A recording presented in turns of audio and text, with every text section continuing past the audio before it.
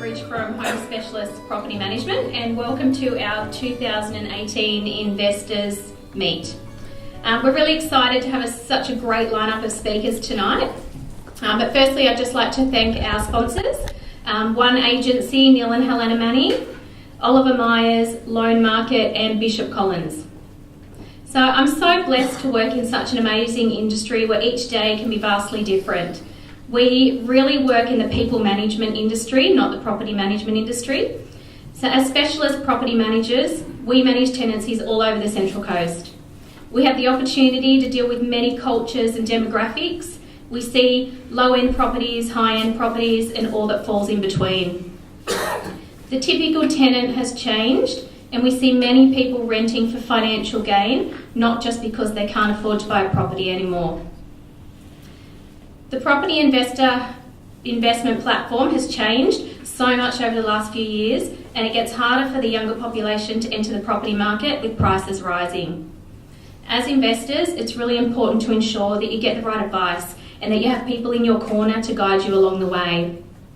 We always recommend having a good accountant, a good mortgage broker, financial planner and property management to assist you in making the right decisions, especially when it comes to your property management and investment journey. You'll see my team here tonight, so they're all wearing their scarves. So if you have any questions at the end of tonight's meet, please reach out to us. We're here to help so you can get the most out of tonight's event. Everybody may or may not have a show bag, but we have show bags for you with some goodies in it. We've put some notepads and pens in those bags so you can take notes, and we may have someone just running around giving those out for you. There's complimentary tea, coffee, food. If you wish to grab something in between the speakers, please do so. We will have time for Q&A, and please get involved. It's a nice intimate group, and we purposely did this based on feedback from previous events. There's a wealth of knowledge in the room, so please take advantage of that. So we're going to kick off tonight with Phil Keenan.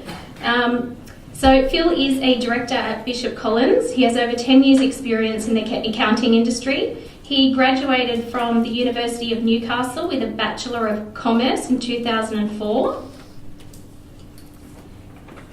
He completed his Chartered Accountant program in 2007 and graduated from University of New South Wales with a Masters in Taxation in 2012. Now, I have seen Phil speak many times and he's always very engaging, so I hope that you enjoy his presentation. Phil, take the floor. Okay, great. Thank you. Thank you to Neil. I'm feeling an enormous amount of pressure now, headlining the event and trying to follow that, so we'll see how we go. So what we're covering off on tonight is some information just in relation to direct residential rental property investment. And we're going to go on a bit of a journey. I'll share a little bit of information about Bishop Collins, who we are and what we do. Try and keep that brief because no one really cares other than us. Beyond that, we'll cover off on sort of what the ATO are focusing on, what's important for them.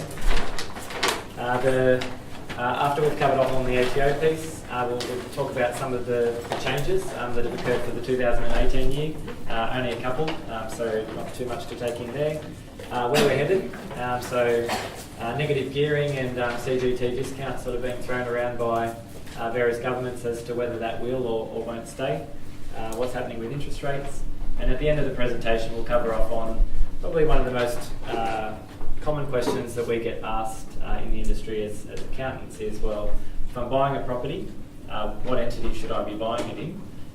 Or if I've got a property, should I be restructuring? So we'll cover off on that in a fair bit of detail. Success. All right, so as Tennille said, I've been in the industry for a fairly significant period of time, coming up to almost 20 years. I feel old, starting to get a few more grey hairs. Which I don't know whether that makes me more intelligent and more believable, or just old. We operate across three different locations, Tuggerah, Sydney and Warners Bay, with our home base being at Tuggerah. Bishop Collins, the brand, has been in the industry on the Central Coast for over 30 years.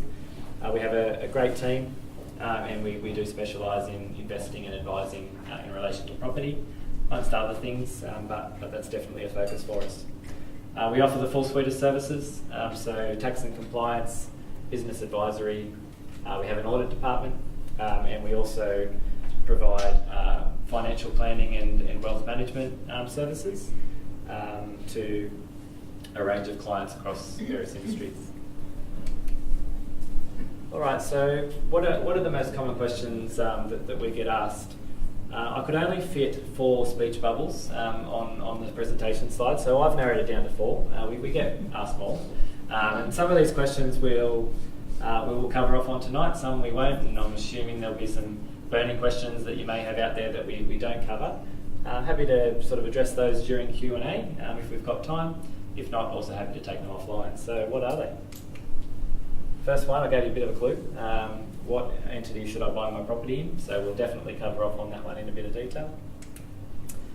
Is my repair tax deductible? Again, another common one that accountants get asked. Do I need a quantity surveyor's report? Well, so there's been some changes in that space, which everybody needs to be aware of. But it's also really understanding, well, what are the benefits? Does the cost of getting one outweigh or align with the benefits? What is it? How does it affect my ultimate sale of the property? A whole range of questions that are influenced by that particular question. And another common one, do I need to register for land tax? All right, so the ATO's come out, they've said, this is interesting.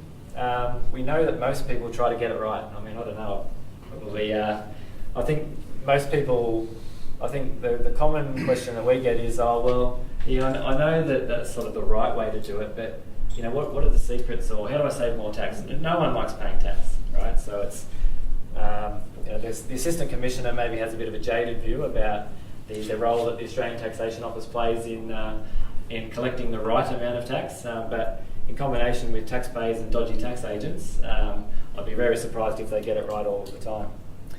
So they've identified kind of 5 key areas where taxpayers are getting it wrong, and they've released that information to the public. Not declaring income, claiming personal expenses, I guess that aren't tax deductible, not keeping records, so inadequate substantiation, claiming standard deductions, and last but not least, claiming personal expenses for rental properties. I won't address the first 4 because they're sort of more related to, or not actually related to rental property investment at all. Point 5 is maybe a little bit sneaky, just in relation to people sort of saying, well, look, I need a new pool, and all of a sudden I've got all of these pool receipts and repairs and deductions going off my rental property. I've contacted the subbie that's doing the work and go, oh, look, just say that we're delivering it here, and that's the sort of thing that they're focusing on. It's pool is one example, repairing your personal roof on your personal home might be another, painting your house is another. All those deductions that I guess potentially end up in a bucket that maybe they shouldn't. So that's sort of, the ATO defines that as a mistake. The taxpayer that's doing it probably considers it quite clever. All right, Rob the renter. He looks actually like an upstanding citizen, great teeth, nice smile, but he has been termed the rental rorter by the Assistant Commissioner. So the particular issue that the ATO are concerned with in this instance is, is my property available for rent? Because in order to claim deductions against your rental income and be able to use those deductions against your other taxable income, we can only get those deductions if our property is genuinely available for rent. So in this particular example, what they sort of talk about is Rob's got a holiday home in a nice location. He rents it out to his mates for not a great deal of money. And he advertises it with the local agent at a price which is exorbitant, and nobody would ever lease it out on that basis. So Rob's trying to be clever. He's saying, oh, look, yeah, it's available for rent. I've got it with an agent. It's listed. They're trying really hard to get somebody in it for $5,000 a week. Surprisingly, no one will pay. So he's got $5,000 in income and $69,000 in deductions. And that's quite attractive from a tax perspective, because this particular property that he owns, that deduction is offsetting his other employment income. He's generating great tax refunds. The ATO's got a bit of a concern with it because they're saying, well, look, you haven't really made an effort to ensure that that property is available. So it's something that they've sort of released as something to watch out for. All right, so the other thing that they've released, and this is quite a good document, it's a publication which is available on the ATO's website. And what they've done is they've summarised the top 10 tips to avoid common tax mistakes when preparing your rental property returns. So we don't have time to go through 1 through to 10, but what we will do is cover off on 3, 6 and 10 in a little bit more detail. So keeping the right records, that one's pretty straightforward. If we're going to claim a tax deduction, we need to have appropriate paperwork to support that deduction. Make sure your property is genuinely available for rent. That's Rob, the rental order, and we covered that in a fair bit of detail. Claiming borrowing expenses. So there's rules around how much I can claim, over what period of time I can claim, what are borrowing expenses. Claiming purchase costs. So when I buy a property, there's legal fees, there's stamp duty, there's settlement costs, there's mortgage discharge fees. All of those costs are to be treated in a certain way for tax purposes. Getting our construction costs right. That comes back to the Quantity Surveyor's report. We'll cover off on that later. Claiming the right portion of your expenses, so not claiming private expenses. Co-owning a property, making sure that the income is declared in the right owner's hands, or gearing deductions if the property is negatively geared. And making sure that the interest deduction is aligned with the owner of the property. What often happens, I won't say often, but what can occasionally happen is you might have a property which is in, picking a name, mum's name. Dad borrows the money in his name because that's what the bank said that you had to do to get the loan across the line. We now end up with a situation where that deduction doesn't align with the owner of the property. So in that instance, that loan wouldn't be tax deductible. All right, let's cover these ones in a bit more detail. Oh, that was scary. I didn't think that was going to happen. All right, I don't know what's going on. I've got to press it 55 times for it to come up. Bear with me, success. All right, so initial repairs and capital improvements. So initial repairs is a big one. I'll keep it fairly short. So I buy I look for a property. That particular property, I spend the time, I find the property, it's a bargain. It needs a bit of work. So there's some patching that needs to be done. The roof needs replacing. The bathrooms tiling is falling off. It needs repairing. Now, the ATO's view of the world is that those maintenance items that existed at the time of me acquiring that property, rather than being claimed as a tax deduction, need to be capitalised as part of the cost of the asset. The reason why they say that is because you got that property for a bit of a bargain on the basis that those things needed to be done. You bought it with the knowledge and intention that those things needed to be repaired. Ordinarily, if you hadn't bought it, the property's available for rent, and undertaken those activities and replaced what was there, tax deductible. But if those items or issues existed at the time of acquisition, capital. Claiming interest on your loan. Most people get this right. So we find a property, we get a loan, we periodically pay the loan back if it's interest only, or if it's principal and interest, then we claim the deduction. Where people often fall foul of sort of the deductibility rules is that they might use the equity in their rental property to do something else. So I've owned a rental property, I've had a loan, I've been paying it off. My rental property's now gone up, and the idea of buying a boat, a new car, or going on a nice holiday becomes becomes quite attractive. So what they do is they say, well, look, I've got some equity in my rental property, I'll go and redraw against that. So it's got a 300 grand loan, I want to go on a really good holiday, I'm going to draw 50 grand out. I've now got this $350,000 loan.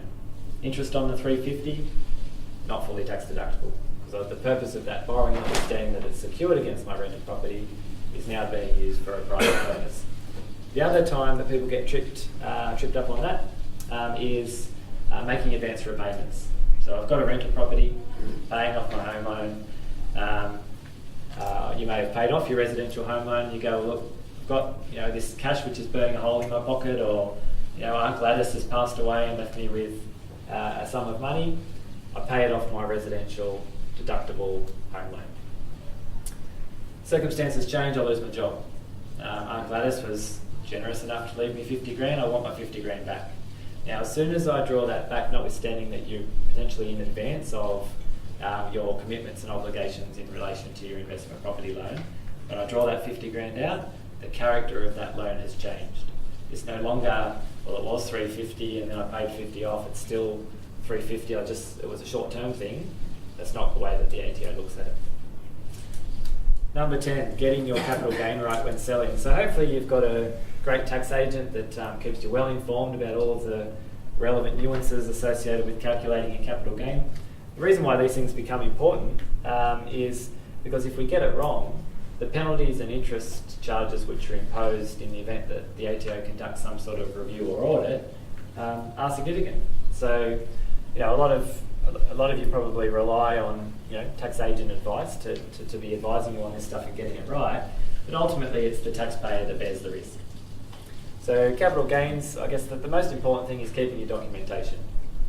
The other thing is if we go to the trouble of getting a quantity surveyor's report, it effectively means that they capitalise or work out what the construction cost of that building is, work out the deduction that you can claim on an annual basis.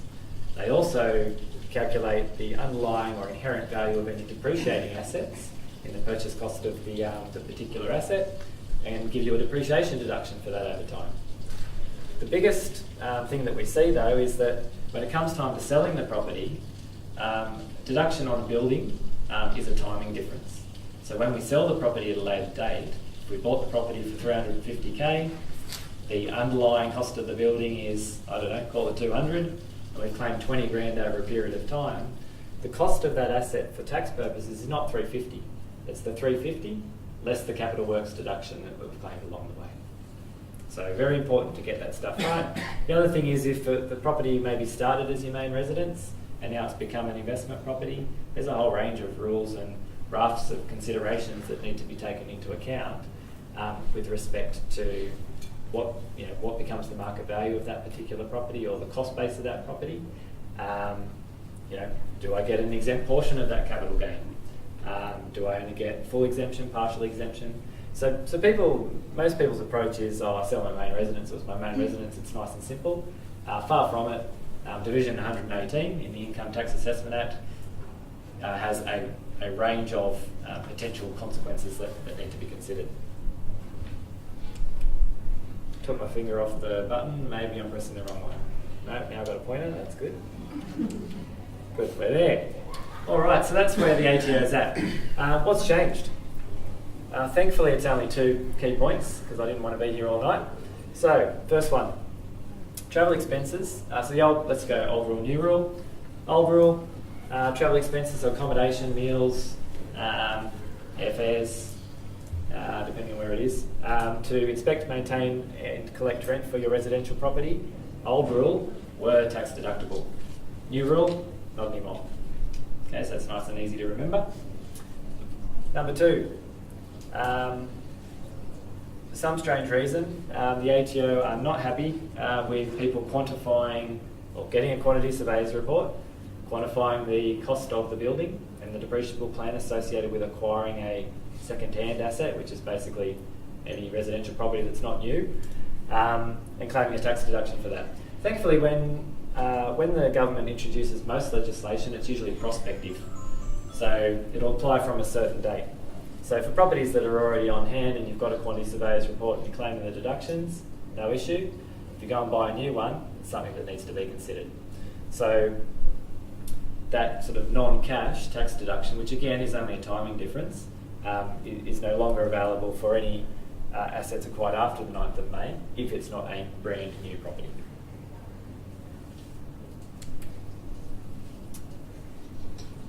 That's what's new. All right, where are we at? So this guy, Steve, my mate Steve, so he's got a business that he runs, Market Economics. But interestingly, before he decided to go out on his own and be an economics expert, he was leader of Treasury, and whilst Julia Gillard was in power, So he was her economics advisor. And he also worked for Citibank as their chief economist and another major bank. So the benchmarks that he sort of sets in place to say, well, look, where are interest rates headed?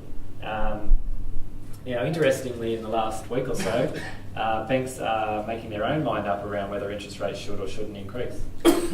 So notwithstanding that these benchmarks that the Reserve Bank of Australia use as a bit of a guide as to, well, interest rates are an economic lever. If I want to grow the economy or assist in the growth of the economy, I'll drop rates. If the economy is growing too fast, I'll do the opposite. I'll increase rates. So we're at the lowest RBA cash rate that we've had in a substantial period of time. And based on the benchmarks that this clever guy is using, he's effectively saying, look, the RBA is unlikely to raise their cash rate until such time as we start to see some of these variables being achieved. So GDP growth above 3.25, unemployment falling below 5, wages growth 3% and beyond, underlying inflation increasing to 2.5. So when we look at all of those measures and we compare that to what's happened over the last 12 months, we've got 3 crosses and 1 tick. So GDP, we're a tick over 3.25. We're failing on all other measures. So I think, I'm not a market economics expert, but I think on balance, the consensus is that RBA cash rate's probably staying where it is for a relatively significant period of time. That statement is qualified, though, by the fact that banks don't want to be squeezing. Cost of funding is getting higher. They're not going to want to reduce the return to stakeholders, shareholders, ultimately. So they could still independently raise rates, independent of the Reserve Bank of Australia. So I think the message is there: buy shares in banks, because if you can't beat them, you may as well join them. At least you get a share of that profit at the end in the form of a dividend. Right, these guys, Liberal, Labor, the Greens, anyone else that wants to have a crack? So what's happening? So the capital gains, actually I'll start with gearing in order. Accountant, I like process. So gearing. We're all property investors. I'm assuming we sort of broadly understand the concept. We derive income, we incur expenses. If our expenses are more than our income, that property is said to be negatively geared. What that means is that over time, the cost of that particular property is more than the income that we're generating from it. Now, people say, negative gearing's great. Well, yeah, okay, maybe, but it would be better to find a property which is cash flow positive, and that way I don't need to kind of make up for the negative gearing losses that I've incurred. Because if I outlay $1, I get some tax back, but I'm still out of pocket. So what the Labor government is saying is that, well, look, unless you're going to buy a new property, we don't like negative gearing. We're going to abolish it or quarantine it or cap it or whatever they're going to do. Who knows what that's going to look like. At this stage, it's just noise. We haven't sort of seen what their ultimate policy is, and nothing's been passed in legislation. The other thing that they're proposing is that the capital gains tax discount, which is I buy a property, I own it for more than 12 months, I get to reduce the capital gain for tax purposes by 50%. The Labor government is saying, no, 50% is way too generous, we're going to drop that to 25%. I actually, as a policy, I actually don't mind the CGT discount policy. It makes sense. So one of the kind of key pillars of the Australian tax system is that the tax system should be equitable. So what that means is equity for all. If I am in a position where I'm able to derive capital profits from investment, and there's a taxpayer that doesn't have access to that because they're a lower income earner, why should sort of concessions be overly favourable to that particular class of taxpayers relative to another? That principle makes sense. Abolishing negative gearing makes absolutely no sense, in the sense that I outlay $1, I should be entitled to a deduction for it. There's no mischief in that. I outlay $1, it's tax deductible, I get my tax credits back. Watch this space. Usually, as I said before, when this stuff happens, the legislation will be prospective. When capital gains tax was introduced in 1985, it was grandfathered. So if I held my property prior to that date, no CGT, unless I fundamentally improved it. If I acquired a property after that date, Now I'm in the CGT net and have to consider all of the complex rules. How am I going for time? Yeah. Okay, good. I'll keep firing. So, do I have the right structure? It's my favourite presentation slide. So we've got a range of entities that we can acquire property in. Just by way of show of hands, who owns properties in their individual name? Yep, pretty large chunk. Trust? Couple? Company? Okay, we've got, yep, good. All the options, super? Yeah, super as well. Mate, that's fantastic. Nailed all of the entities. All good. So we've got, that's good. We've got a good mix, but the bulk of it's probably in individual. So there's some pros and cons associated with each of those structures. I wouldn't describe them as either good or bad, but just different. Well, some I'd describe as bad, but it depends on your circumstances. So we'll just deal with each of these elements separately. When we're looking at, when a client comes to us and says, "Well, Phil, what structure or what structure entity should I use?" We look at, amongst other things, these 5 key variables. Success. All right, asset protection. So if I'm running a business, I really don't want a significant number of assets in the director of that particular business. Not a good strategy. Because as a business owner, I'm taking on a whole range of risks. Employment risk, I might be in a professional obligation, a business that imposes professional obligations on me, signing personal guarantees, director's guarantees on trade credit. To the extent that I make a mistake and something happens, it may be within your control or not in your control, and I need to wind down that entity, or to the extent that I've got assets in my own name, they are going to be exposed. Trust and company, they provide a greater degree of protection depending on your circumstances. So if I've got a trading company and capital appreciating assets in my trading company, again, bad idea for the same reasons that we discussed. Any assets which are accumulated in those vehicles are at risk. If it's just a property owning entity, you don't have that, that asset risk is less. Super, best place from an asset protection point of view, which is why it gets the green tick of approval.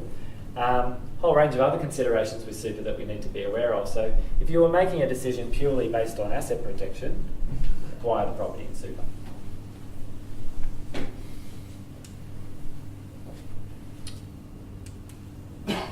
Lucky I'm patient. All right, income tax. So income tax, again, is going to vary on everybody, based on everybody's sort of personal circumstances and objectives. Individuals in Australia, we're subject to an astronomically high personal income tax rate at a comparatively low high threshold relative to the rest of the developed world. So that's because we're such a great country and our weather's good and we don't fight with each other most of the time. So as an individual, we're on a progressive rate scale. 0 to 18, we're paying no tax. 18 to 37, we're paying 21 cents. I won't bore you with all the brackets. 180 plus, top marginal rate, 47%. Now, that might be okay if the property's negatively geared and I'm earning more than 180 grand. I guess what I'm at least doing is maximising the available tax credit that I'm going to get back from the taxman. If I'm earning 0%, again, is that okay? Probably. If I'm in the middle, may or may not be all right. Trust works the same as an individual because ultimately it's going to distribute out to beneficiaries. Company, flat rate of 30 for passive investment entities. And super, anywhere between 0 and 15. So if I'm funding a pension out of my superannuation fund, and there's not too many people that are old enough to be doing that yet, 0%. If I'm in accumulation phase where I'm still employed and I'm still working, 15%. Oh, wrong button. Got it. Capital gains. So if I own the property for more than 12 months, we get to halve these rates. Because we've held the property for more than 12 months, it's called the 50% CGT discount. Progressive rate scale works the same. Half a 0 is still 0, half a 47 is a lot smaller number. Interestingly, companies don't get afforded that advantage. No CGT discount for companies. Really bad place for property. that's sort of got a capital appreciating. So I guess if you came to me and said, I'm running a business, I want to buy a property in my company because there's a whole bunch of cash there, I go, yeah, not great from any of that perspective. Not a good strategy. Super, anywhere between 0 and 10%. Again, depending on whether I'm in pension phase or whether I'm in accumulation phase. Wrong button. Leveraging equity. One of the fundamental issues with acquiring property in super is that to the extent that that property increases in value over time, I don't have the ability to redraw against that. So I buy my property today, it's worth $500,000, I've got a 400 grand loan on it. That property is now worth $700,000. I go to the bank and say I'd really like to get some more equity out of that. Can't do that in super. We have to start again. In all other entities, we can do that. So again, depending on your objectives, that may or may not be a problem for you. Negative gearing. Individual, very favourable. Depending on your tax rate, it's going to be quite positive in terms of the value of those benefits. Trust and company, if all it does is own a negatively geared property portfolio, the problem with that type of structure is that I'm not getting an immediate benefit from those losses. Those revenue losses are trapped in that particular entity until such time as I make some sort of gain to offset them. Super, I've usually got employment contributions, other investment income offsetting any negatively geared losses from that particular property. The negative gearing benefit is a lot lower, sort of 15 cents versus probably somewhere between 30 and 47%, but it's still available to me. So do I have the right structure? The answer to that is, well, it depends. It depends on all of these things. And there's no cookie cutter approach that you can sort of roll out in terms of, well, look, where should all of my properties be situated? But what it does require is an overall assessment of your wealth accumulation objectives and where you see yourself sort of in terms of when you're going to realise those assets, sort of return you're generating from those assets now. Are they negatively geared immediately, but there's a prospect to get them to positively geared? Lots and lots of questions. But if you're looking at kind of the key variables that drive the decision, this table is a good starting point.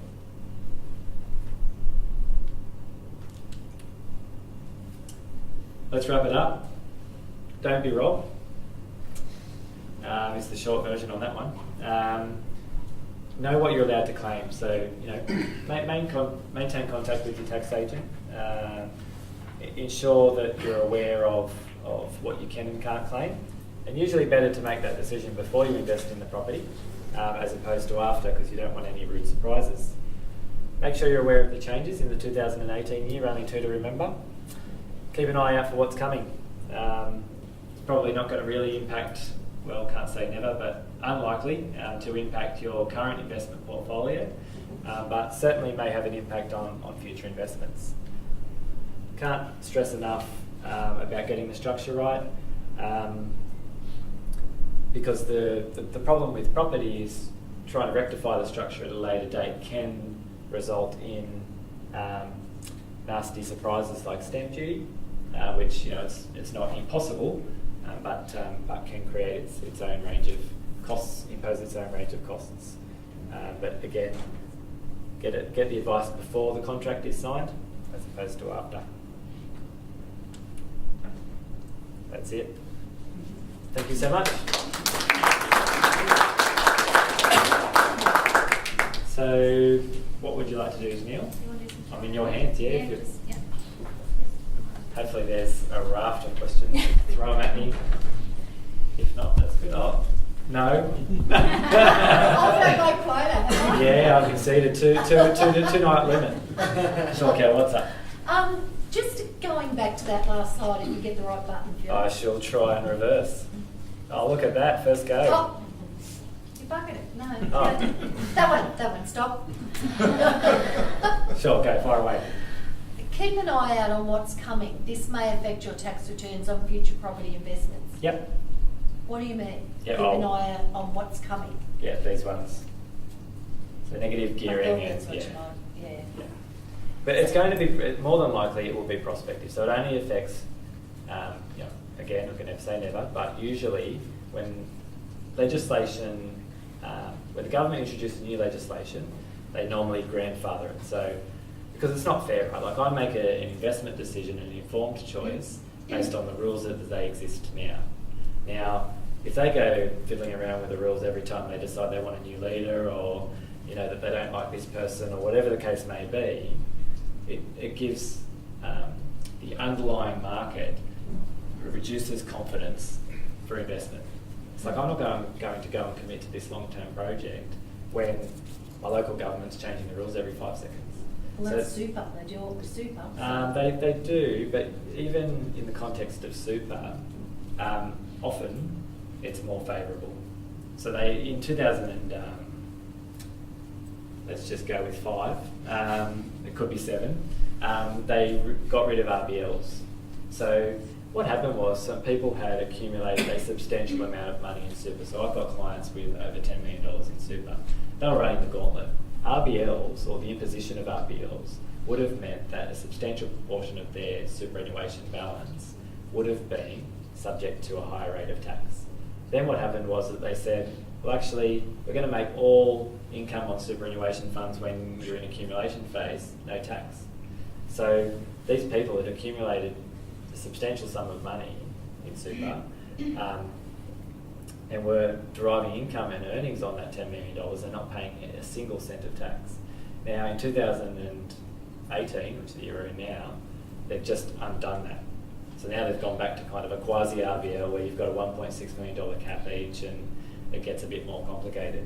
But usually, so super, yes, there's been lots of changes, but more often than not, it's not unfavourable. It's really just reinstating what should have been in place in the beginning. And the reality is that even in the context of superannuation and the changes that they've introduced, for two people to have accumulated $1.6 million each in superannuation, if they're mums and dads, it's a very small percentage of the population.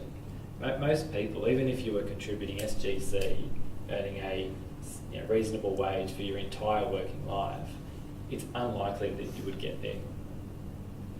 Your superannuation balance might be around 400 or probably 350, 400 each, and that would be if you were both in well-paid jobs and had no breaks for children. So, I went to a seminar the other day. I mean, the reality is on a wealth accumulation journey, the story with superannuation is start early. If you want a significant amount of money accumulated for your retirement, the earlier you start, the easier it is. The same applies for property. So we've been through a range of cycles, right? So, every time the property market increases substantially, I say, no, that's not sustainable, right? I've been proven wrong 3 times. Now, will it happen again? I don't know. I mean, you look at the variables that drive property growth. Central Coast is very fortunate in the sense that we have close proximity to Sydney, so there'll be wealth that comes out of there that ends up in our local market. But as a general rule, in order for property growth to be sustainable at the level that it has been, one of 2 things need to occur. Well, probably the main one is wages growth, because it becomes unsustainable. The only reason why property prices can continue to be driven the way that they have is that mums and dads who are already in the property market benefit from the growth in the market, which then they re-leverage and pass on to Junior, and then Junior goes and does what he does, and it's almost self-fulfilling. At some point, that cycle needs to slow. Now, I'm not saying that it's definitely going to go backwards, but it's not going to, well, you wouldn't think, happy to be proven wrong a 4th time, but you wouldn't think it would continue to grow at the rate that it has done. Notwithstanding that, in any market, there's always going to be pockets and opportunities where you can still make decent money and make a good gain. And that comes back to a whole range of sort of investment fundamentals that direct property experts provide information and education on. And that's even beyond you probably need to speak to Steve Koukoulas. They're the types of guys, radio heads, propeller heads, that kind of monitor that and really get that stuff. Hopefully that answered that question. In a long-winded way. Any others? Yep. Yep. If the travel expenses not being deductible, Yep. suppose an investor had, say, holiday house up here on the Central Coast, and they lived in Sydney, and they're driving up every weekend to pass the keys to the new person. They can't claim that either. No. What if they set up like a separate entity, like a company that was like a management company for this these houses that they've got on the beach or something like that? Could they do it that way? So who would be incurring the cost? The company would be reimbursing the cost to the particular individual or whoever's conducting the trade. But potentially, but I don't know if it's feasible, but yeah, potentially. But I guess what it comes down to is in any decision around. So I'll start. Australia's tax system is self-assessing. The beauty of that is that we get to make up our own rules about, well, how does that work? So there's going to be, it's a continuum, right? At one end there's the bleeding edge of, eye in your orange overalls, you could be going to jail. At the other end of the continuum there's, I'm so conservative that I don't feel like I can move. And then there's all of that area in between. So it just comes back to a principles-based approach. Usually, if the underlying rule is you can't claim travel expenses in relation to a particular property, unless you're carrying on a business of residential property investment leasing, it's unlikely you'll be able to claim. okay. But if they did set up a short-term business, because there is a real expense for that person who's driving up here to clean the place. Genuine business expenses, right? So possibly. Thank you. What was the answer with the quantity surveyor's report? Now you can't claim the depreciation. Is it worth getting one for new properties? For new properties? Not for new, for newly purchased, but not. Yeah, so if I'm buying a residential property today, it's a second hand, it's not new. Would I get one? No. Well, because there's no benefit in doing it anymore. If you're going to buy a brand new property, then yeah, absolutely, the same rules still apply.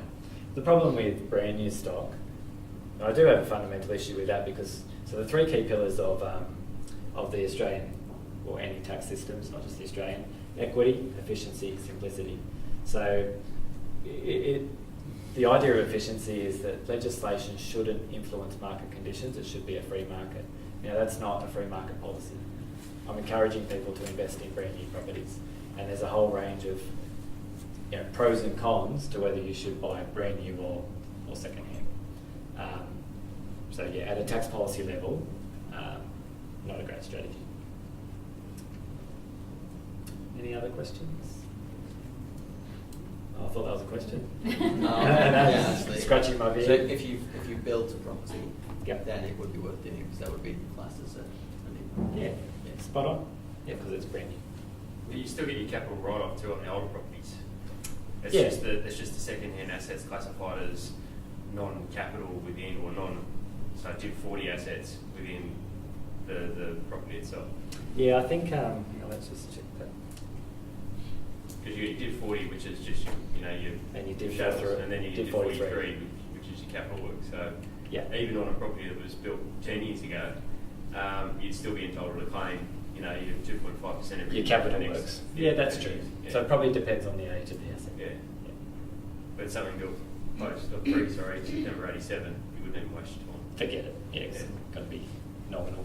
But even still, I mean, you still need to assess it because the reality is capital works broadly is a timing difference. It's like I claim it today, which is still beneficial, right? I'd rather money in my pocket now than having to wait later on. And equally, if CGT discount still exists in its current form, I'm still getting some benefit. But whenever I claim building depreciation, which is capital works, it reduces the cost of my asset for tax purposes. So I'll pay, my capital gain will be bigger. So it's a mathematical equation based on the age of the building and how much capital works I can claim. All good. Any other questions? I'm dismissed. Thank you. Thank you very much.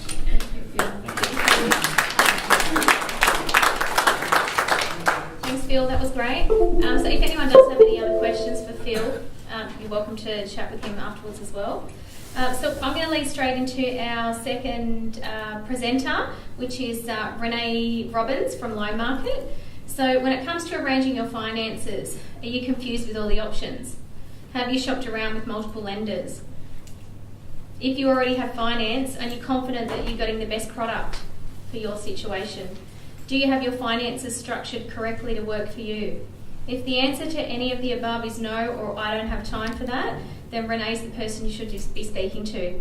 With over 30 lenders on her panel, Renee has access to hundreds of loans to suit every need. Renee can advise you on your options, including loan products, structure, costs and timeframes. She has over 10 years experience in the finance industry, specialising in investment and construction loans. Welcome, Renee.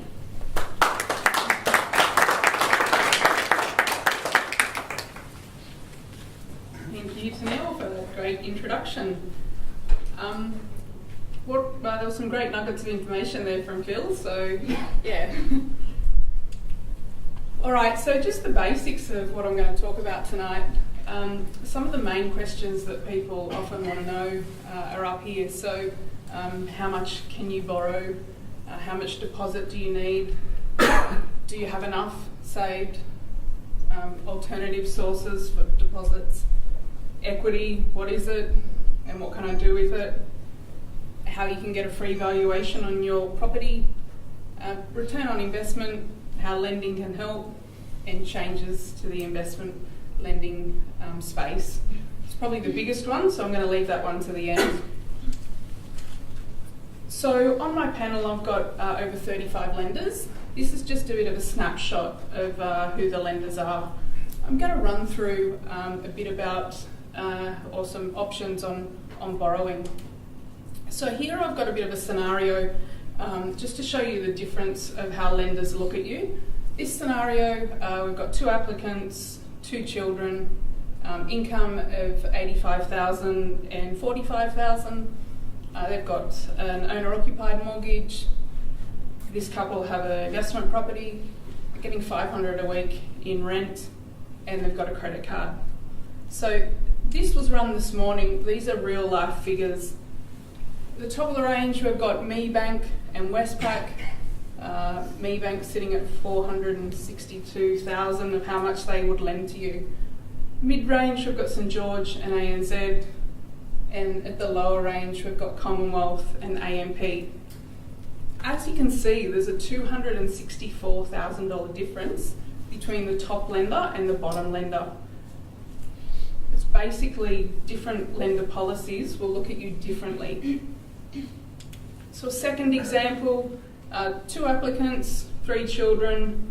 They've only got 1 income, but they get a bit of family tax payments. They've got 1 mortgage, no investment property, 1 credit card, and they've got a car loan.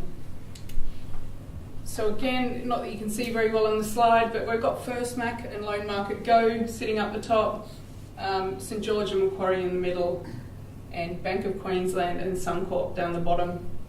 So between the top and the bottom, $195,000 between what they'll lend to you. And again, that's purely just because different policies of how the lenders will look at you.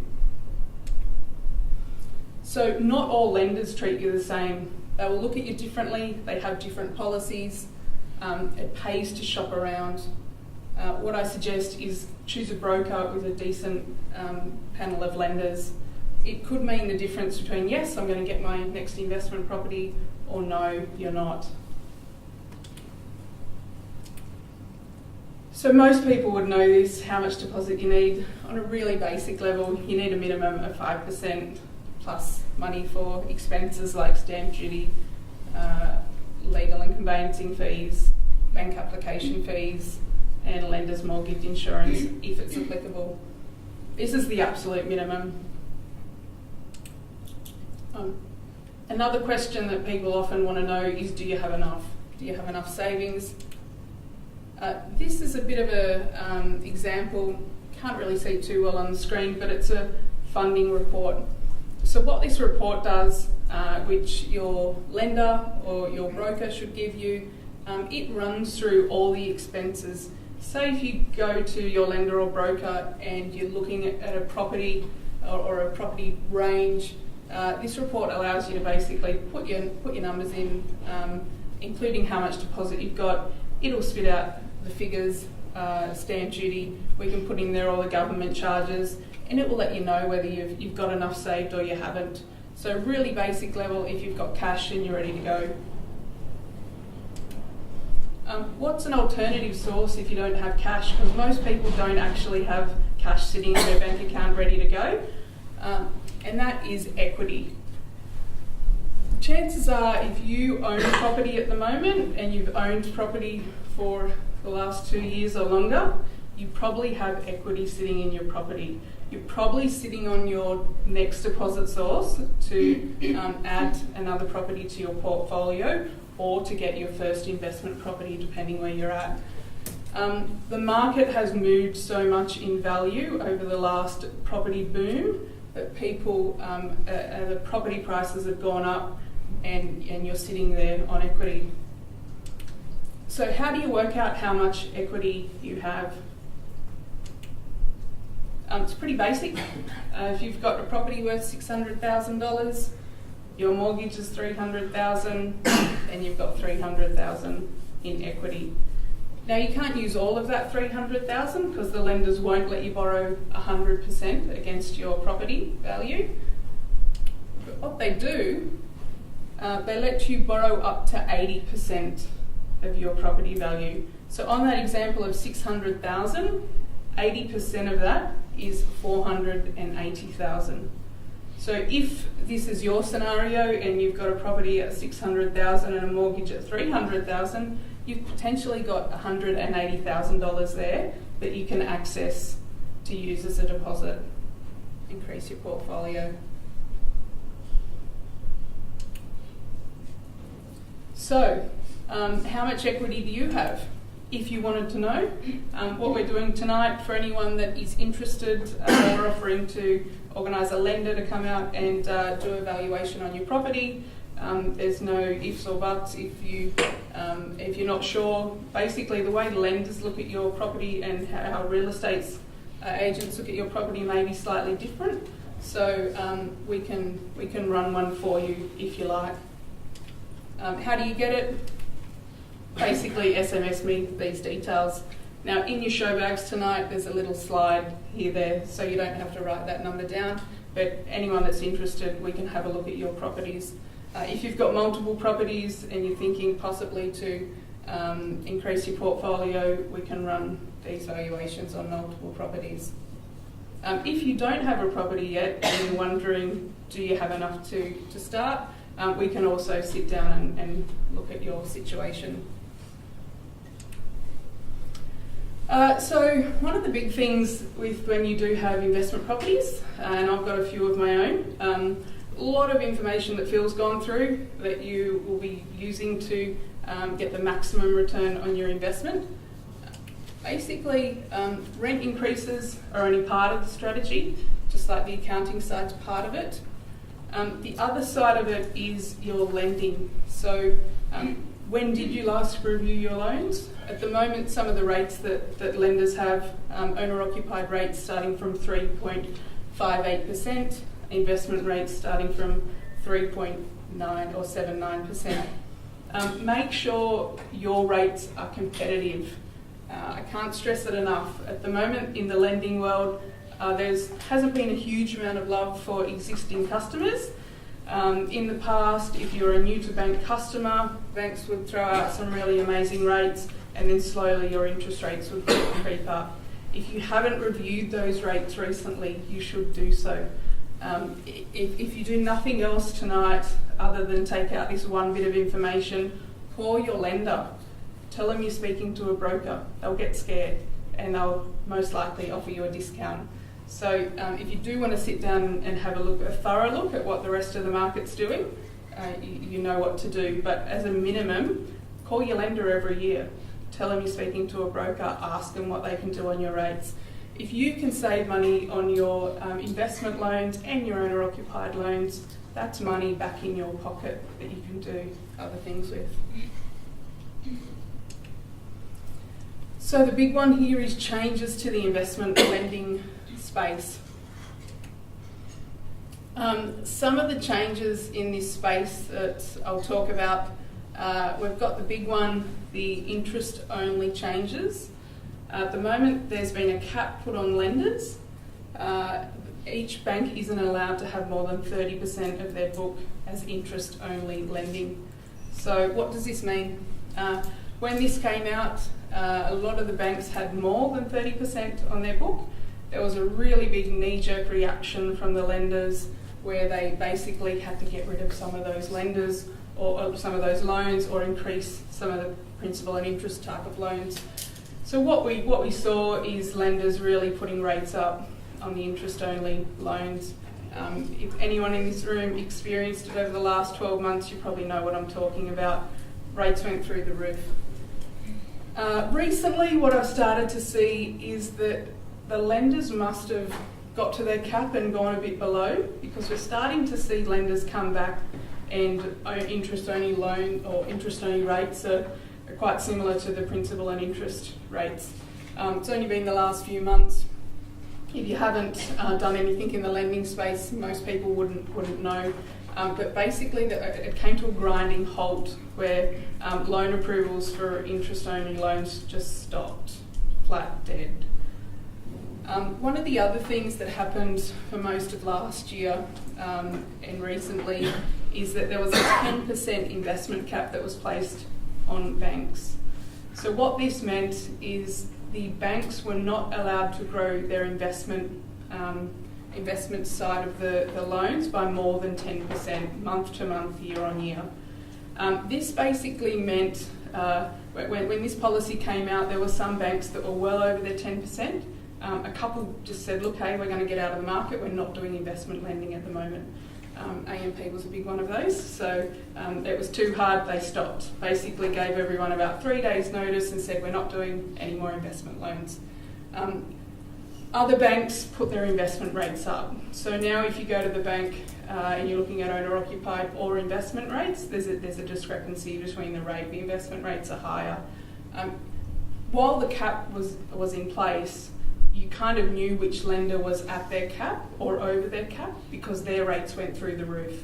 And that was simply designed to stop the flow of lenders coming through. The cap now has been removed, so it didn't automatically get removed. The banks had to apply to have it removed. I think Macquarie Bank were one of the first to see that go. What we've seen is a calm down of the investment rates. For a while there was a huge difference between the two, and now they're coming right back down. So at the moment there's a really big increased scrutiny on your expenses and your living expenses. For anyone that, I don't know, has anyone gotten a loan in the last sort of 3 months? No? What you'll find is that it's a really different space at the moment. The loans that we were doing 12 months ago compared to what we're doing now, it's like 3 times the amount of work. And this is really because of the last point there, the Banking Royal Commission. So the intensity in the lending space is huge. Lenders are no longer sort of looking at your family unit and saying, okay, they're a single person with no children, or they're a couple with a few kids, therefore their living expenses is X amount. They're actually going through your bank statements in a lot of detail for the last 3 months and asking about every item on there. So in some cases it's a good thing. Your expenses might be a lot lower than what they thought the averages were. In other cases, it's not so much a good thing. You might be a big spender and spending more than what the averages were. Another one that's a bit of a changing, and it's not so much the investment space, it's more so lending in general, that they've got this benchmark assessment rate. So most people don't know what this means. Basically, if you go for a loan application, the rate that you might be applying for might be, say, 4%. The lenders won't assess that application as if you're on 4%. They'll assess it as if you're on 7.25 or more.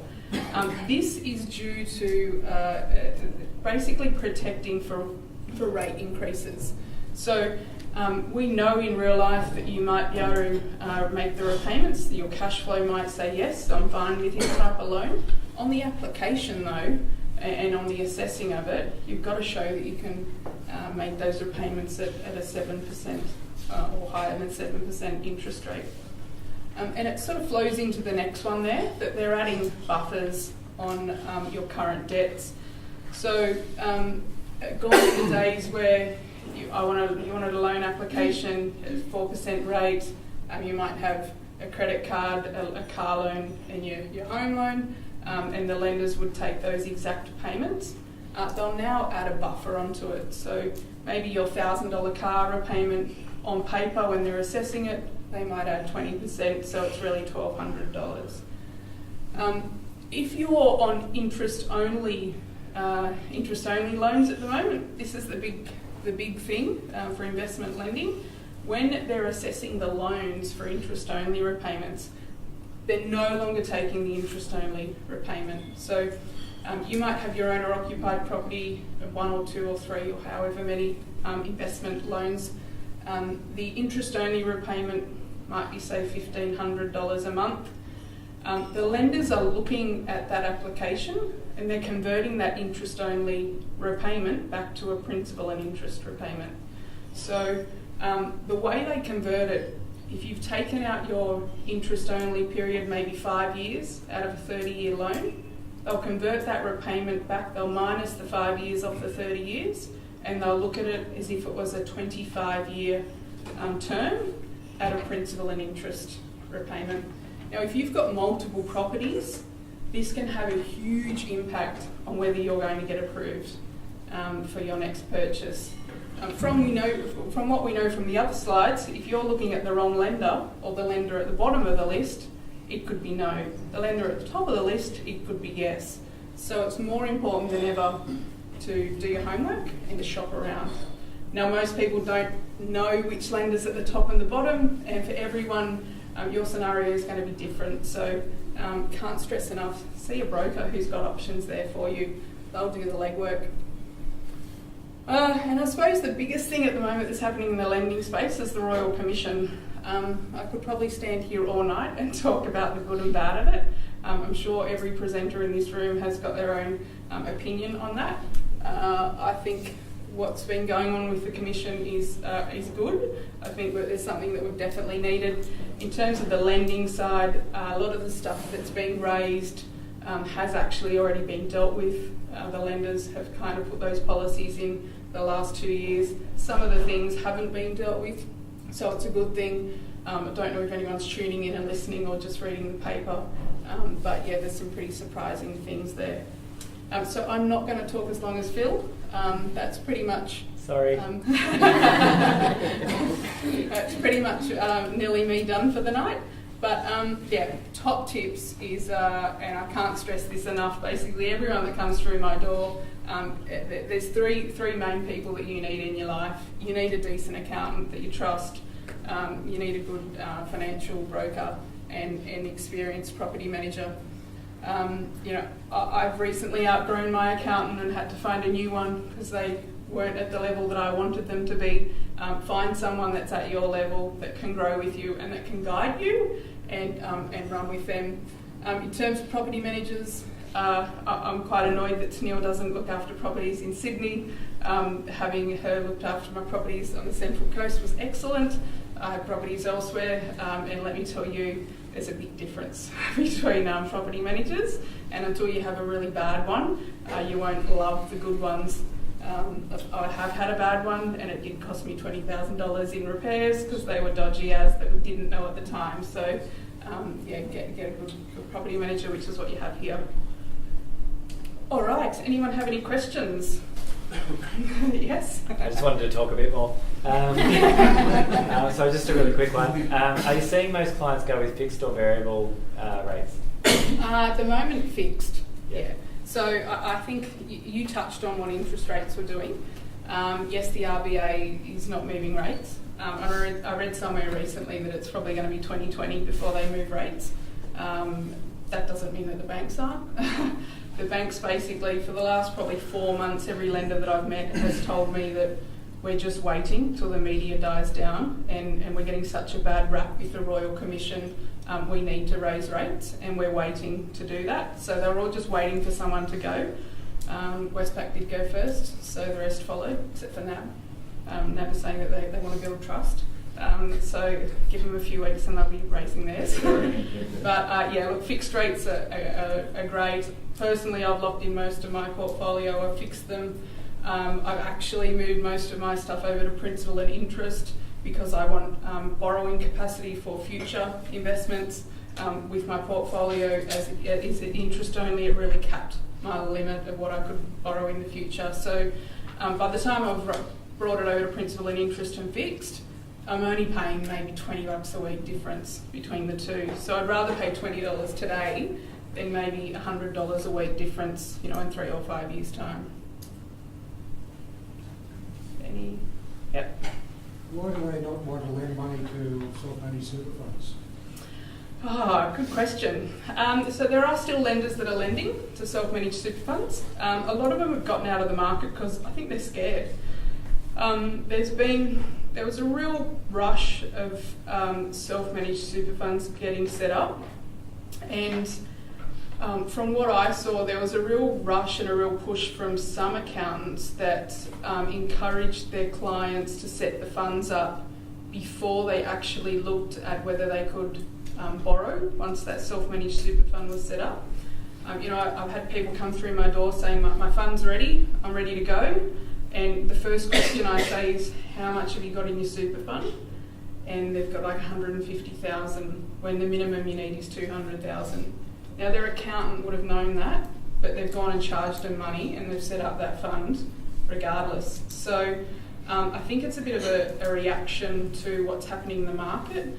I think some lenders have gotten scared that there is a small element within that space doing the wrong thing. There are still lenders that are definitely doing it. Commercial side, no problem. Residential space, there's still 2 or 3 that are doing it. You just need to talk to a broker so they can tell you, because it does change and it is changing all the time. But the ones that are doing it are still completely open for business. Yeah. Excellent. Thank you. For 8 years. We've personally worked with John, like I said, for many years now, and his understanding of landlord insurance and the type of cover that landlords need is exceptional. I'd like to welcome John to the stage. Thank you, Teal, and thanks everybody. I think these nights are always a testament to what a great property manager you've got. And I go to a lot of real estate offices, and I've got to say, Teal's team really stands out in the crowd. And I agree with what Renee said, that they certainly are very good property managers. So I'm from the Real Estate Institute of New South Wales. We're the industry body for real estate agents, and Home Specialist Property Management team is are one of our members. But some of the things we do is we do landlord insurance and professional indemnity insurance for real estate offices. So the reason, you probably think, oh God, it's Thursday night, I'm talking about insurance, it's so boring. But the reason Tennille's asked me to come here tonight is that sometimes people go to make claims and they find out, there are vast differences in coverage. So what I want to do with my spiel tonight is basically just show you what to look out for. So I'll get started. Bottom up. Bottom up. Okay, cool. Okay, cool. So we're going to talk about, has anyone heard of a general advice warning? Just to let you know that the advice we're giving tonight is just general advice. There's different types of advice. There's like factual information. There's personal advice that takes into account your personal circumstances, and I'm not doing that tonight. So basically, I'm going to give you some stuff, and you can work out whether or not it's suitable to your needs. Now, just want to show you this little clip. If you could press the play button. Denied? You're denying my claim? Oh, I don't understand. I have full coverage. I'm sorry, Mrs. Hoganson, but our liability is spelled out in paragraph 17. States clearly. Pay for this? Well, I'm on fixed income, and if you can't help me, I don't know what I'll do.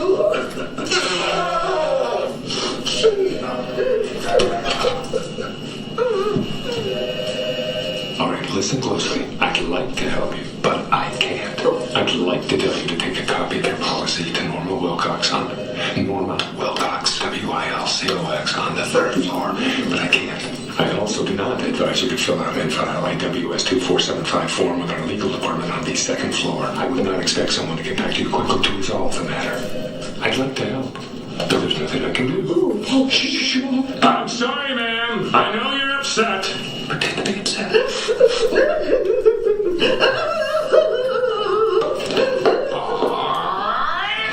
You authorized payment on the worker policy? Someone broke into their house, Mr. Huff. Their policy clearly covers them. I don't know about their coverage, Bob. Don't tell me about their coverage. Tell me how you're keeping Insuracare in the black. Tell me how that's possible with you writing checks to every Harry Hardluck and Sally Substory that gives you a phone call. Okay, so we sort of showed you that because the aim of my presentation is that that never happens to you guys. Has anyone seen the Incredibles movie? Yep, cool, I love it. Anyway, so yeah, and to Neil doesn't want that to happen to you either. So I'm just going to go through the legislation tonight, what to look out for in various different policies. So, okay, cool. So basically, the Insurance Contracts Act is what basically governs insurance products, in particular retail lines of insurance. Basically, in 2004, there was what was called Financial Services Reform Act. Prior to that, they sort of realised that people were getting ripped off and buying these insurance policies that really didn't cover people for anything like that. So they came up with the Reform Act, which is designed to protect consumers. There's three different types of advice. Personal advice, which takes into consideration your personal circumstances. General advice that doesn't, and factual information, which is pretty much just reading off a brochure. Now, if I can tell you, if you take one thing away tonight, it's to read the product disclosure statement. The product disclosure statement is the policy wording, and then there's a financial service guide that tells you about the financial provider and what sort of remuneration they receive for giving you advice and things like that. So the Insurance Contracts Act, what it does, it says what a retail line of insurance is. And basically there's regulated lines and non-regulated lines.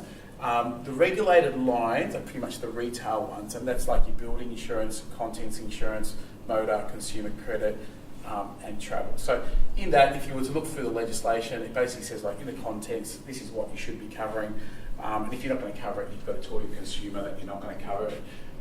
Insurers can go higher, but if they're going to go lower, they've got to tell the customer, the consumer, you guys. And it's the same with motor, consumer credit and travel. So pretty much, if you got on the phone and rang up Amy in RMA, they're more or less going to give you the same level of cover, and they've got to tell you what the exclusions are.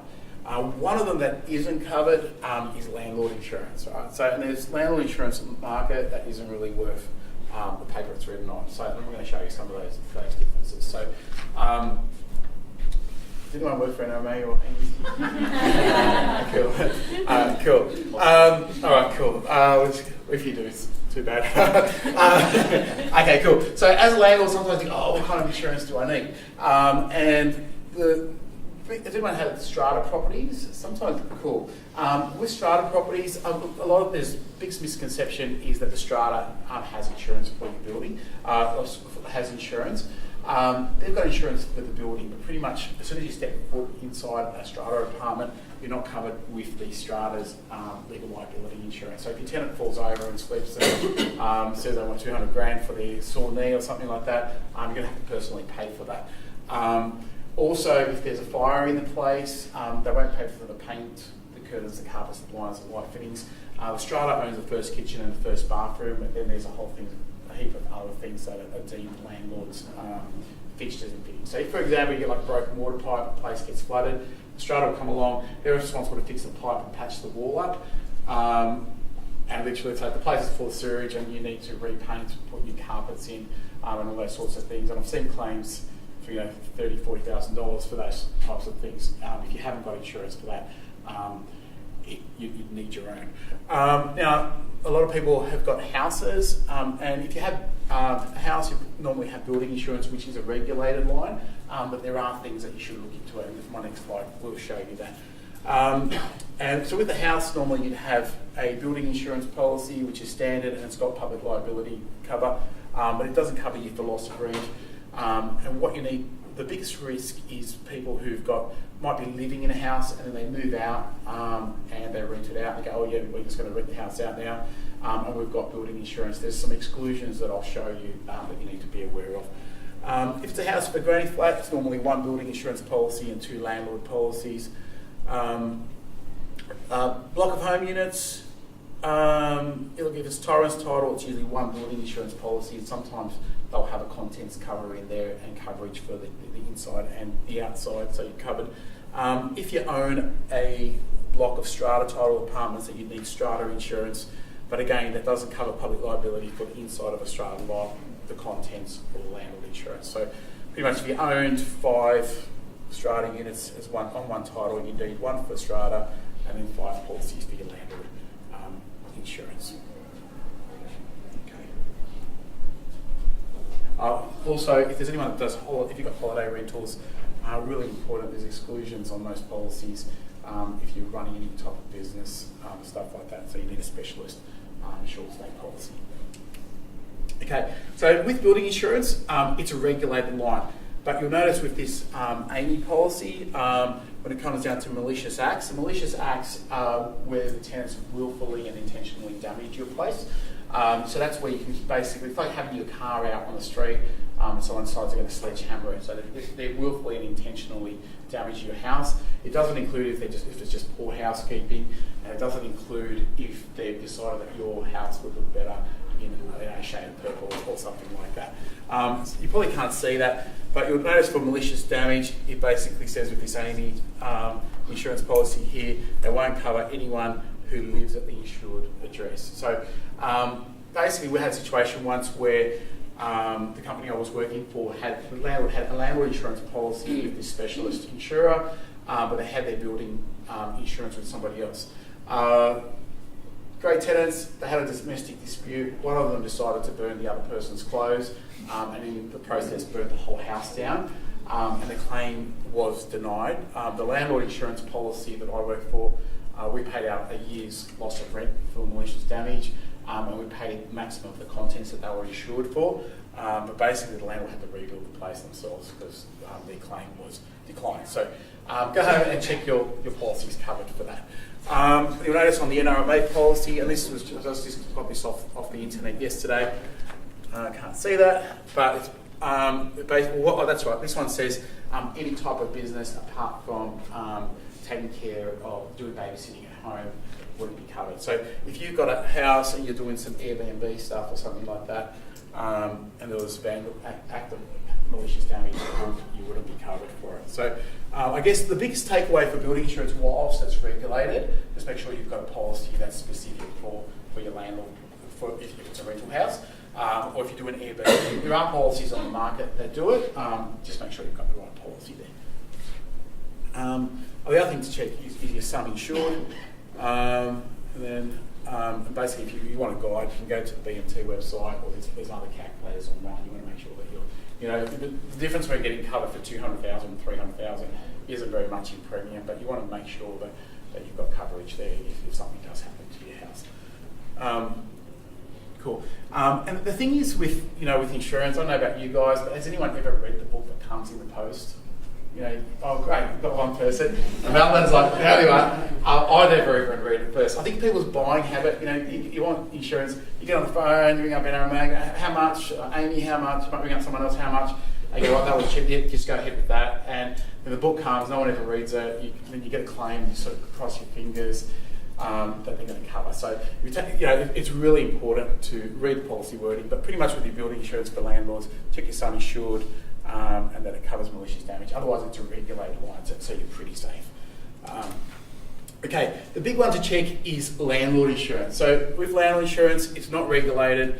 There's vast differences in coverage. They normally have 4 to 5 areas of cover, and that's 4 to 5 areas of cover: loss of rent, loss of damage to the contents, limited building, and a legal liability section. So with all insurance, you need to have what's an event. So the event could be storm damage, so pretty much it has to be a storm.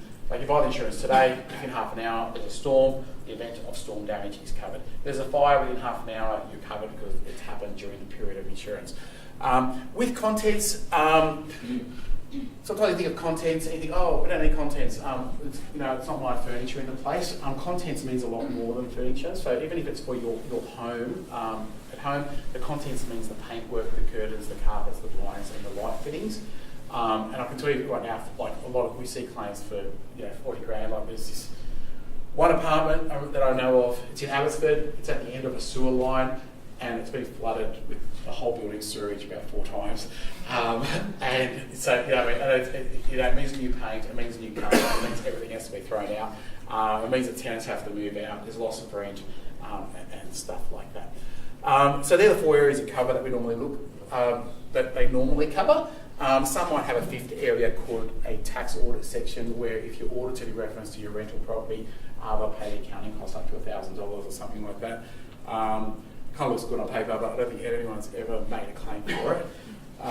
So moving forward, the loss rent section. As your property manager, the stress that they go through, it can be a stressful job. You can see she's only 48 and she's feeling great. I don't know if you can read that, but who said the real estate profession wasn't stressful? She's 48 and she feels great. And that's probably one of your property managers yelling at just, because sometimes you do just feel like, I haven't been a property manager myself. I could perfectly relate to what Trish was saying before about the excuses. And my favourite one was like, they bring up, they go, oh, the people upstairs are making noise. Like, no, call the police. Like, what do you want me to do? You know what I mean? Like, you know, it's like, you get it all, honestly. And then you be and then as a property manager, I remember I'd go to these parties, my mum's friends would go, oh, we've got this rental house, can you help me rent it out? And I want to do a better job for them. And my mum's best friend's house ended up as a brothel. She gave me 2 houses. One was on a main road. It was hard to lease out, but we had this nice Asian family, the Chans. They looked really happy. Next thing you know, the council rates went up. We found out it was being commercial use, and the house was a brothel. And so I turned over the house. So then you went into insurance. Sort of, yeah. Then she gave me this apartment as well at the same time. And with that, I rented it to this really nice Irish couple. They were just so in love, engaged, they're getting married, everything like that. Next thing you know, she's moved out, they've broken up, all his backpacker mates have moved into the place.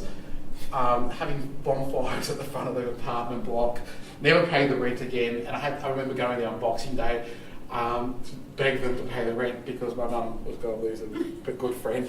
But sometimes it can be pretty stressful. But landlord insurance does help with that. So let's have a look at the loss of rent section. Actually, I'll just talk about the landlord loss of rent section to start with. Normally, it just depends. Basically, if your tenant stops paying rent, so like normally you pay 2 weeks rent, you live there for 2 weeks, right? So if you, for example, you start on the 1st of the month, you pay to the 14th, right? So pretty much everything's good to the 14th. If on the 15th day, the rent is owed again, right? So, but pretty much under the Residential Tenancies Act, Tenille really can't do anything for another 14 days. She can ring them up, she can go bang on their door saying you haven't paid and all those sorts of things. But until they're 14 days behind, then you give them a termination notice, right? So they're already 2 weeks behind when you can legally give them a termination notice. And what that termination notice says, you haven't paid your rent for at least 2 weeks, and because of that, you've got to be out in another 2 weeks. So that's, your bond's already gone, right? So these people have already lived there for 4 weeks for free. And your property managers, they can ring them and all those sorts of things, but really, you can't do anything apart from give them a termination notice. And then at the end of the termination notice, when they're already 4 weeks behind, you apply to the tribunal, right? And really, you apply to the tribunal, and depends on the member.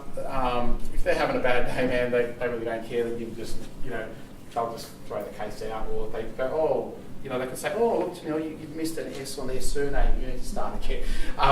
Some of them, you can, they're right of appeal now, which is a lot better. So they're already 4 weeks behind. You apply to the tribunal, and they usually take about 2 or 3 weeks to see you, so then that's 7 weeks behind. Then you've got the hearing date, and if the tenant really wants to, they'll just go to the doctor and say that they've got a sore throat and they can't come that day. So then it gets adjourned for another 2 weeks. But after 2 weeks, their kid's sick, so that's another 2 weeks. And meanwhile, your bond hasn't gone very far at all. So that's how the process works. And then you'll finally get a hearing date, and then the member will give them another 2 weeks to find a place to move out. And then if they haven't gone after that, you've got to go to tribunal again and get a sheriff's order to go down there with a locksmith. And then you'll go there for locksmith, chuck them out, and they'll be crying on the street and all those sorts of things. And then they'll leave their furniture behind, and you've got to give them more time to move out. So that's why you need to look at the level of coverage. So, and some of the policies I'm going to show you in the next slide really don't cover hardly anything at all. So you need at least 28 weeks if your tenant defaults. So moving forward from there, So looking at the loss of rent section, there's usually two components. First of all is if the tenant stops paying. And not most tenants, the majority of tenants are very good, but having said that, most of our claims do come from the loss of rent section. And then the other area is if, for example, your house, there's something, it can't be lived in because it's burned down or it's flooded, or there's what's called prevention of access, so something that's happened to the house or the adjoining area. So there's two scenarios there. Normally if something happens to the house, your policy should cover about a year's worth of cover there. And with the rent default, there's usually different scenarios. So if they just move out, they've just moved out overnight, it's normally 6 weeks cover. If you go to a tribunal, it's normally 15 weeks, and then if you get to that stage where you need to get the sheriff out, the coverage would normally extend out to 28 weeks. But it's good to read your coverage. So the next slide, unfortunately we can't see that very well, but I just got this off the internet yesterday. So that's the AAMI policy, NRMA, Westpac and GIO. If we look at the AAMI policy, so if you're on a fixed term lease, they'll pay up to 15 weeks. So, if your tenant's got all their doctor's certificates, 15 weeks is not going to be enough. But they've also got like a 4-week excess, so there's no money left. So really, 15 weeks, those 4, it's really 11. So that's not, 11 isn't really enough.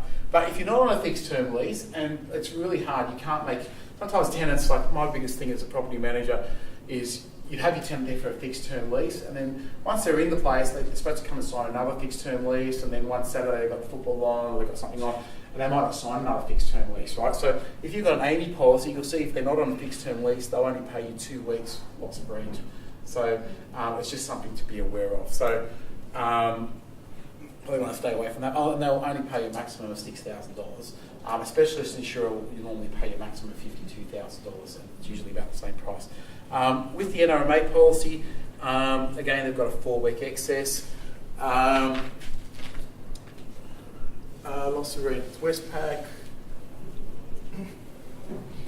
Okay, Westpac won't cover you if you're not on a fixed term lease either. And the GIO policy has a $500 excess. So you're better off. The message there is stay go with the specialist insurer. It's not a regulated line. Sometimes, the ones that I've been in situations where, years ago, your banker might be pushing you to get that, that landlord insurance through them or something like that. But it's really worth shopping around or getting advice from your property manager, because they make a lot of claims. They know what's covered and what isn't. So with the landlord, your policy, with that component, with the loss of rent section, what you want to be checking is, does it cover periodic leases? So what I mean by periodic leases is your 6 months is finished and then they're week to week. It might not be covered there.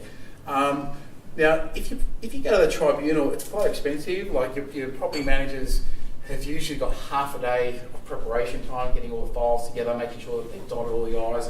Because if you literally get to a tribunal and they, we've got that 6-week process of evicting your tenant for non-payment of rent.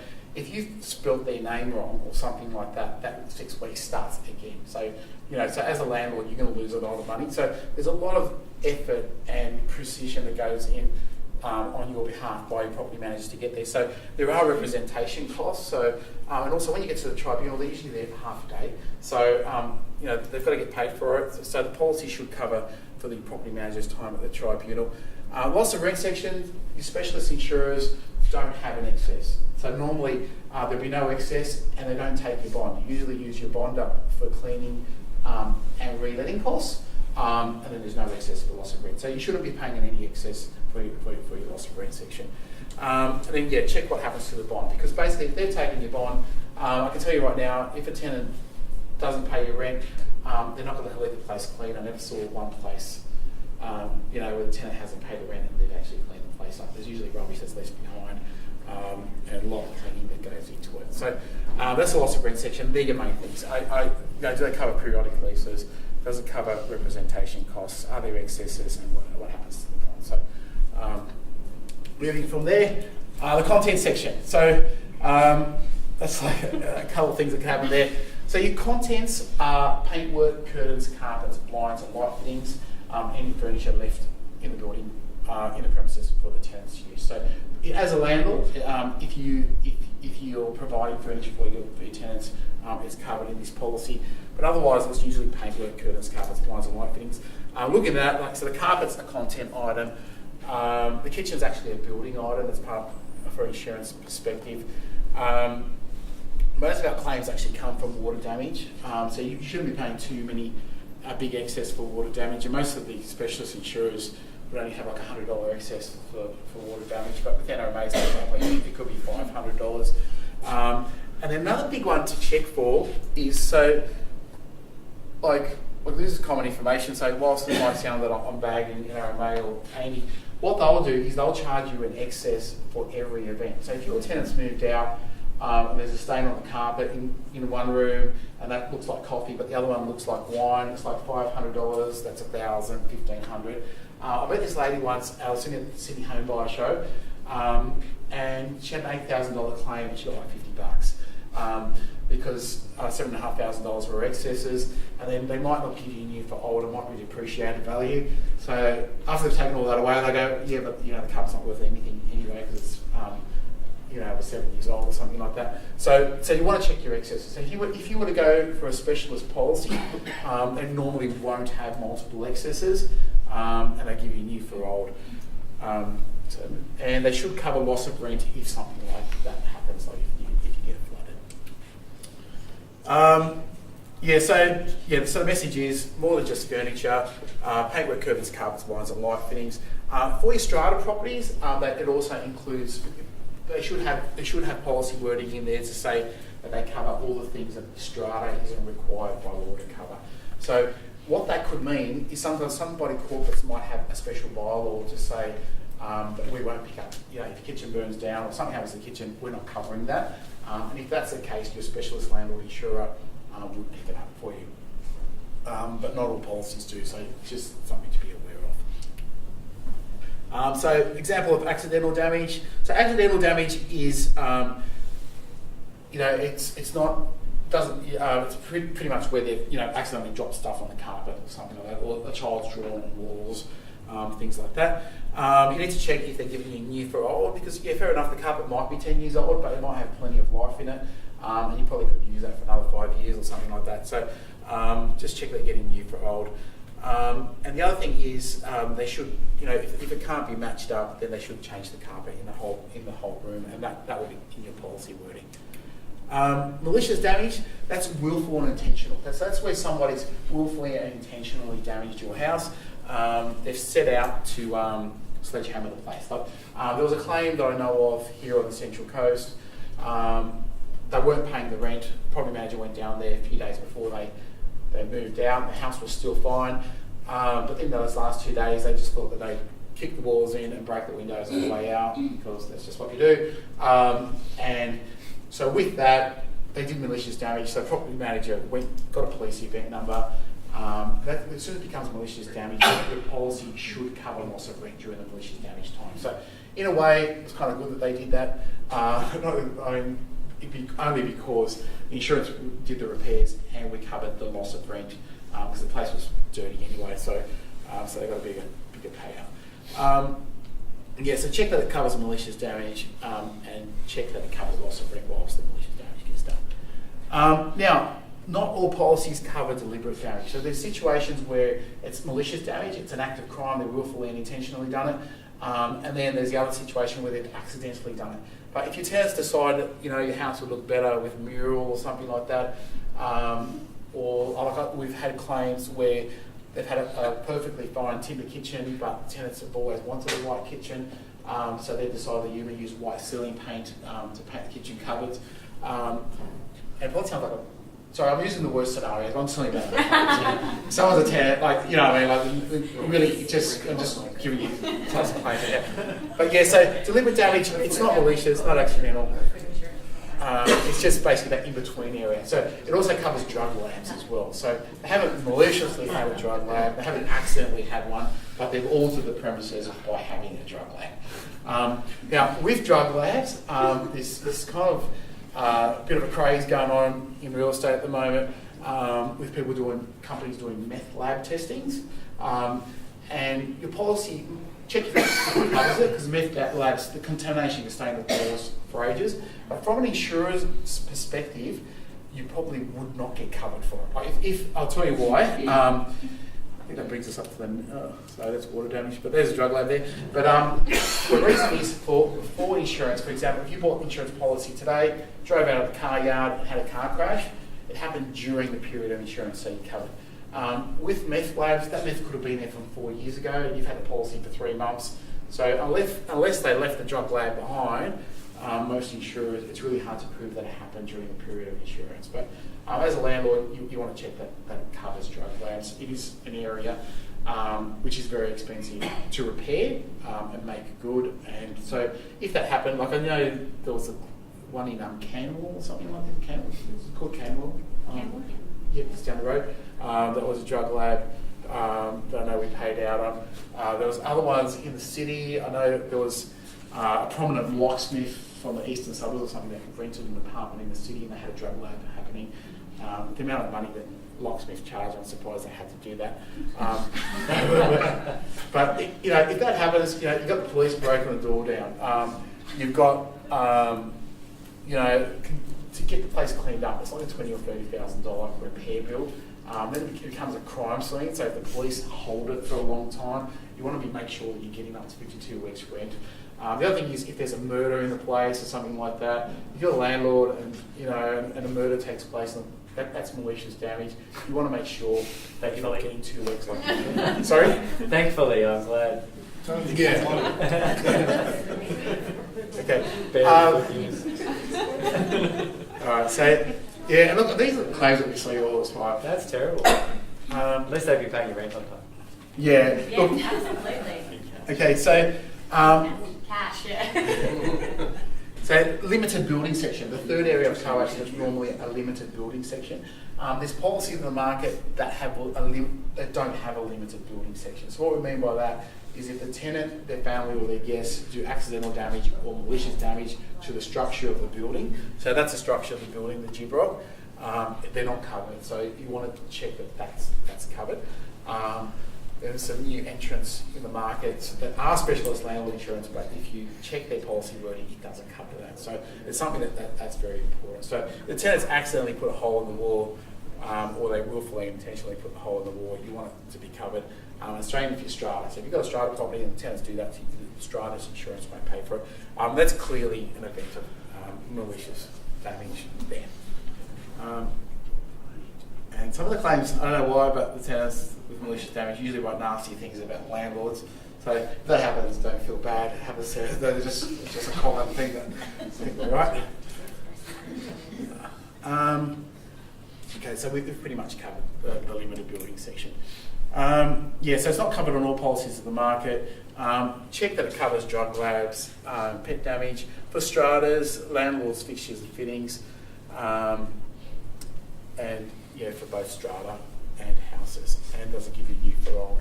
Because carpet could be old, but it might have plenty of life in it. So there's heaps of carpet that lasts longer than 7 years.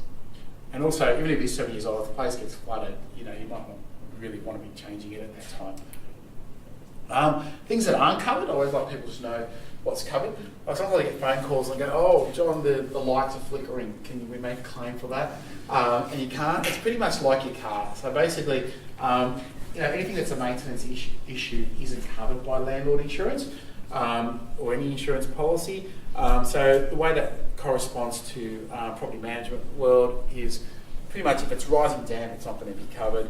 Mould is actually a maintenance issue, so that's never covered. If you had a broken water pipe and the walls got mouldy after that, it would be covered. But if generally mould isn't covered, because it usually just means it's usually a maintenance issue. Usually your shower tray after about 20 years needs to be replaced, and you might get like a bit of a mould spot or rising damp spot in the bedroom behind or something like that. That's never covered. But again, if you had a blocked drain or the pipe broke in the wall, it certainly would be covered. Even if the tenants leave the tap on, it would be covered. But if it's a maintenance issue, it's not. Poor housekeeping.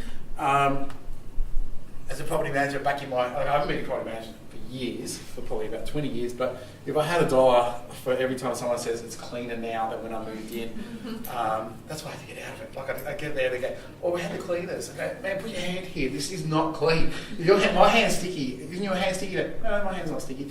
But like I remember having that argument, and they go, well, look, get your cleaner down here, and then I'm there arguing with this cleaner that he hasn't done. Like sometimes it can be a really hard job. So yeah, look, with housekeeping, that's why you don't want you want to make sure that the bond is yours. So you don't want a policy where they use up your 4 weeks bond as an excess, because otherwise you'll have nothing left for cleaning. So with good policies in the market, you will have your bond there for cleaning and reletting costs.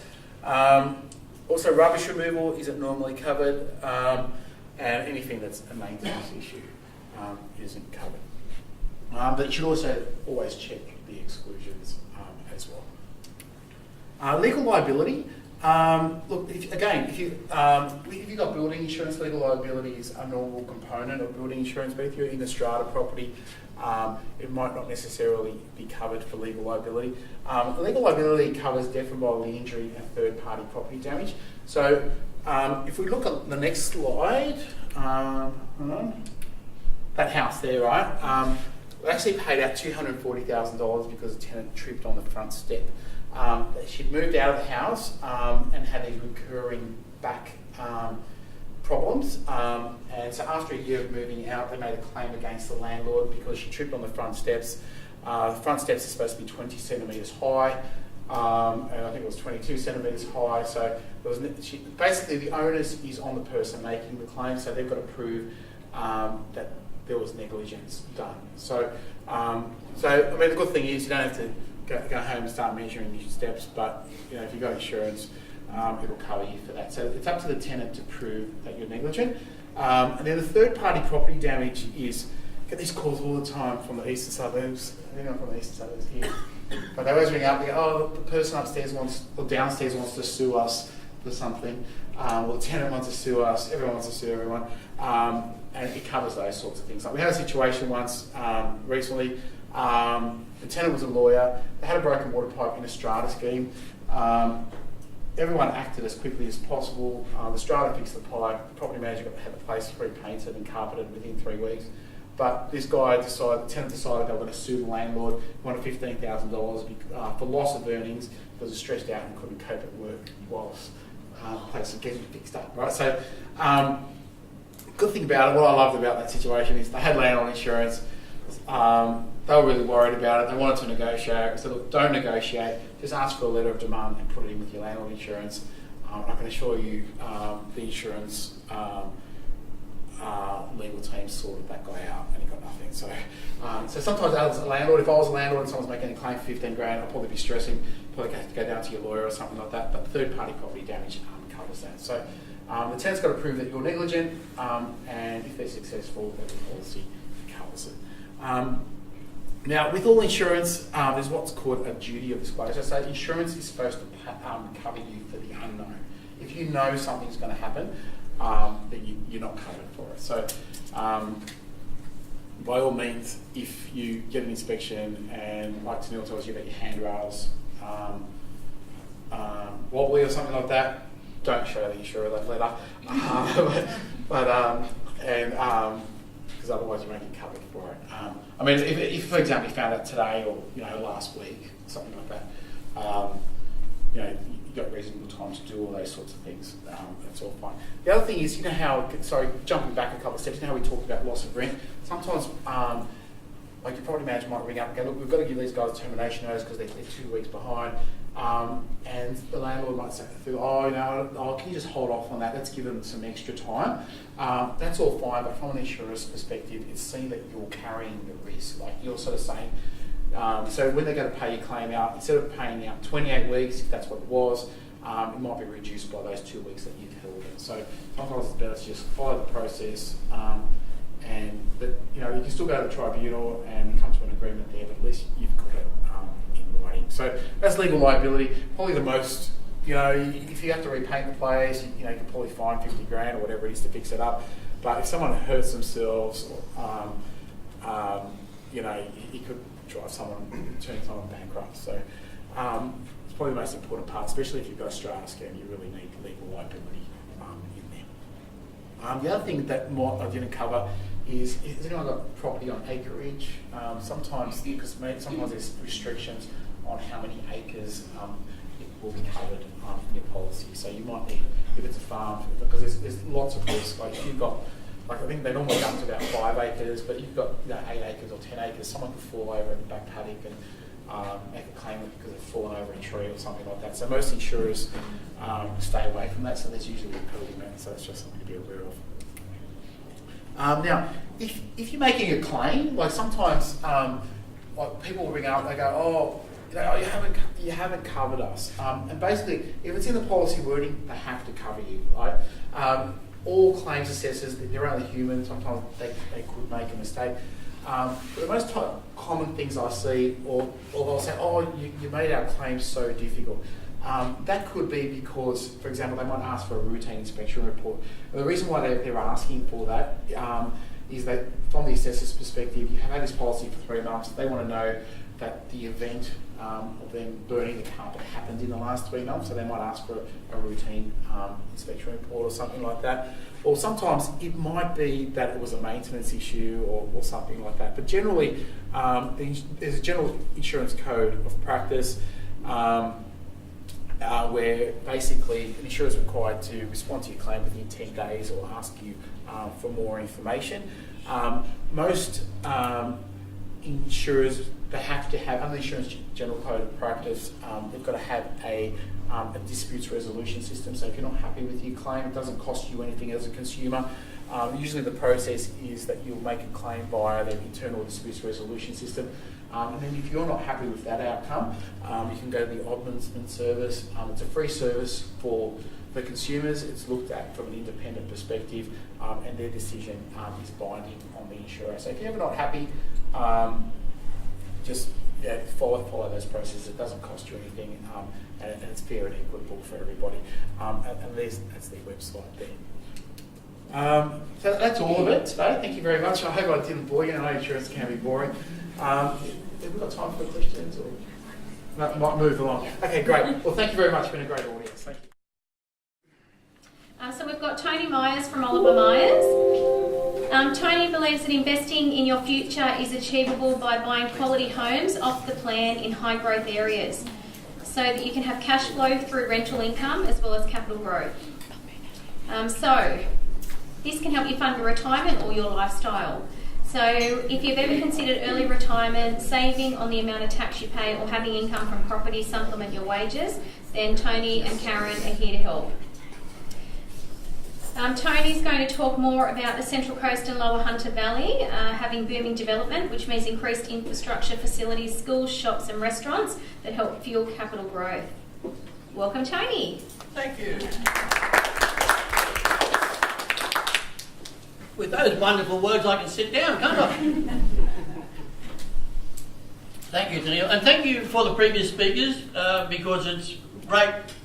And I think we all understand now the importance of having a really top broker so that you can get the information you want. And also, after John spoke, the need for a really, really top-line property manager. I think we all agree with that. Oliver Myers, we've been around now for quite a lot of years. As you can see, I'm no longer the old lady at 25, but real estate has changed. Real estate has changed.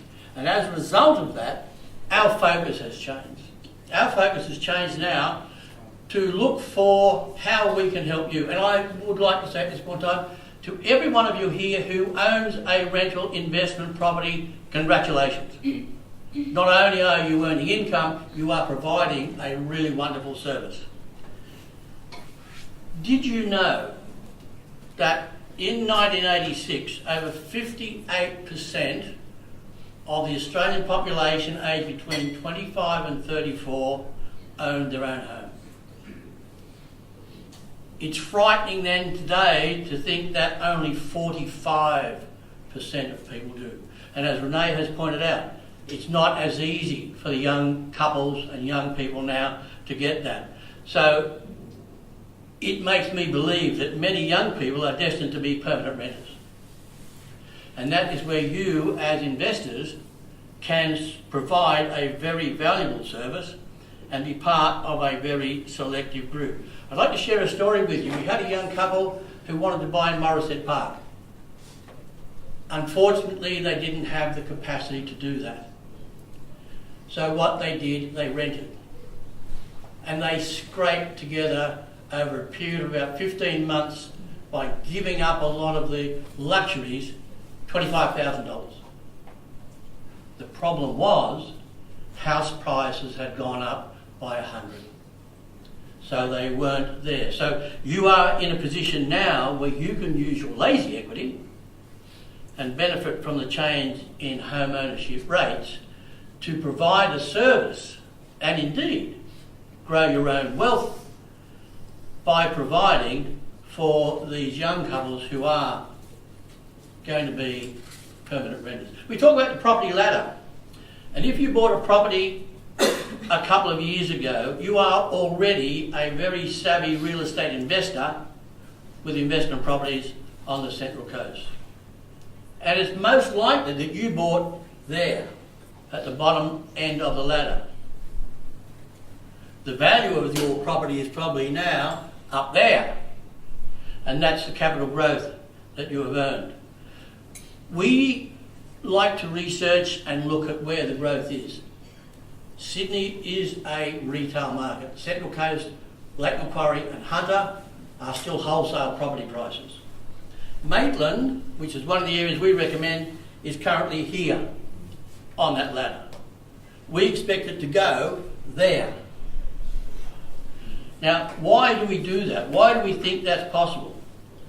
Because Maitland offers great employment opportunities. It has excellent infrastructure. It has accessibility with the Hunter Expressway, the CBD, the airport, the cruise ship terminals, and then it has lifestyle.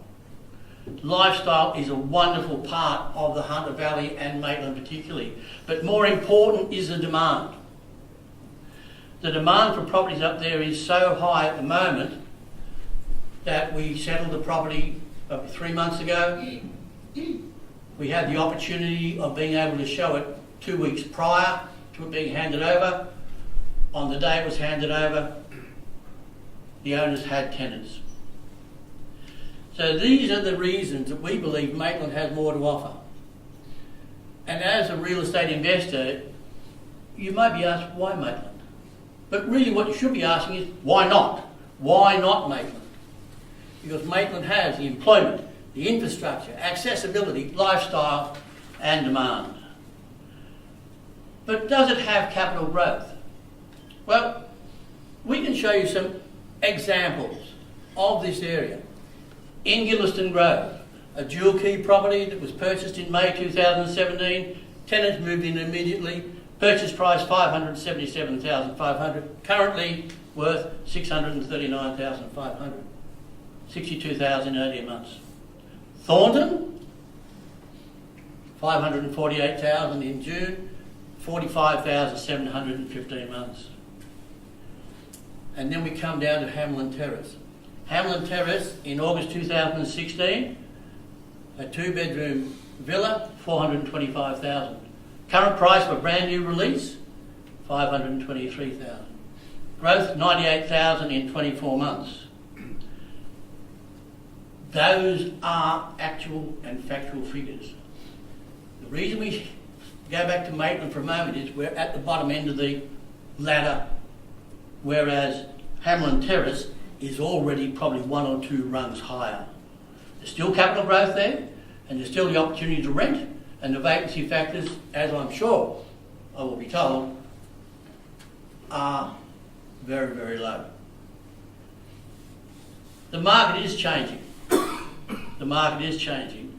Sydney is a very high-priced retail market, whereas the Central Coast, the Hunter and Lake Macquarie are still offering wholesale prices. And properties are still rising in the Hunter. And that is the area that we believe offers a great investment opportunity. And what's more, the property manager who you know, like and trust will manage your properties for you up there. Is that correct? Absolutely. So, the other thing that was mentioned, and I thank very much Phil for commenting on new homes, because with a new home, with investing in a new home, you have growth. You have less maintenance, because with a 6-year structural warranty, the likelihood of you having to buy a new hot water service or replace the roof or repair the carpet or do anything else is unlikely. You do get depreciation, as Phil pointed out. On a new home, you do still enjoy the benefit of depreciation. And there are savings. There are savings with a new home.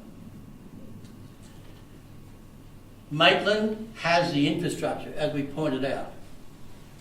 So you have all those things in your favour. But the most important things with the properties we have to offer you are they a full turnkey. Now, turnkey property means the floor and window coverings are included. The air conditioning is included. The lawns are laid. The driveways and paths are finished. The fences are in, and even the letterbox. We had an example with a gentleman who was keen to invest, and he found a property that he liked, and we were able to offer him something similar at $578,000.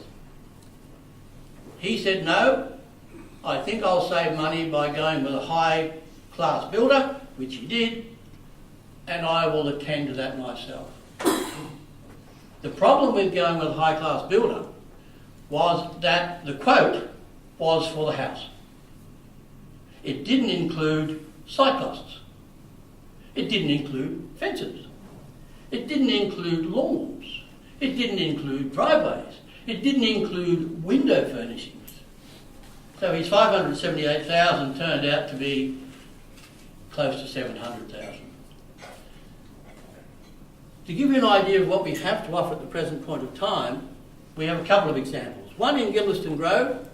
Gilderston Grove is ideally located close to the Hunter Expressway. It's close to Maitland, close to the airport, close to Newcastle. We have properties available there from $502,000. Full turnkey properties. The benefit is you buy today at today's price, 10% deposit on exchange of contracts. The land registers in 2019. You pay no more than 10% till the land registers in 2019. So you're buying it today at next year's price. We don't want to take up more of your time by going through everything, but we do have other estates in Thornton, Rayworth and Cameron Park, all being offered at the low end of the property ladder, where you will gain, in our opinion, the highest amount of capital growth. For those people who feel that they would like to stay closer to home, we have a brand new estate released last week called Cedarwood at Hamlin Terrace. New 2 and 3 bedroom townhouses and villas. Torrens title. Land registers in April 2019. 10% deposit. No more to pay till 2019. And the beauty of this, it's a split contract. And that means you have a contract for the land and a separate contract for the house. You're only paying stamp duty on the land component, which could save you between $11,000 and $14,000. So that's the beauty of that. That is something, if you look to be closer to this area, that's available now. And next week, we'll have a new release coming up in Warnervale. So if you prefer to stay closer to home, Warnervale is the opportunity. I thank you for the opportunity to talk to you, and I'm just going to finish off by saying that the exclusive club that you as property owners, investment property owners, belong to is a very elite situation. Only 3% of Australians, 3% of Australians have an investment property. If you are one of those people, congratulations on being one of the 3%. But do you know, for those property owners who invest in residential property and have more than one, you are amongst 1% of the Australian population. So our opportunity is to help you, to assist you and support you in not only growing your portfolio, but also to support those people, the next generation, who won't be able to afford to buy, by providing housing. Central Coast and the Hunter and Lake Macquarie are the areas which we recommend you invest in. We're happy to talk to you after the session finishes, where we're happy to discuss in more detail 6 good reasons to invest in a new home, why we believe Maitland and the Hunter Valley and Central Coast is good, the purchase for buying a house and land process, which is simple, discussion with you on the builders, the reputable builders that we used, who have been around for a long time, they own their own plant and equipment, they employ their trades, they're not subbies, and they've been available to support us in that period of time, and also to give you more opportunity to look at the other properties that we may have that may better suit your portfolio. So ladies and gentlemen, thank you for the opportunity. Tennealle, thank you for the opportunity, and we're more than happy to talk to you after the event now. So again, congratulations on being here today and being amongst that very elite group of people who own and invest in property. Thank you.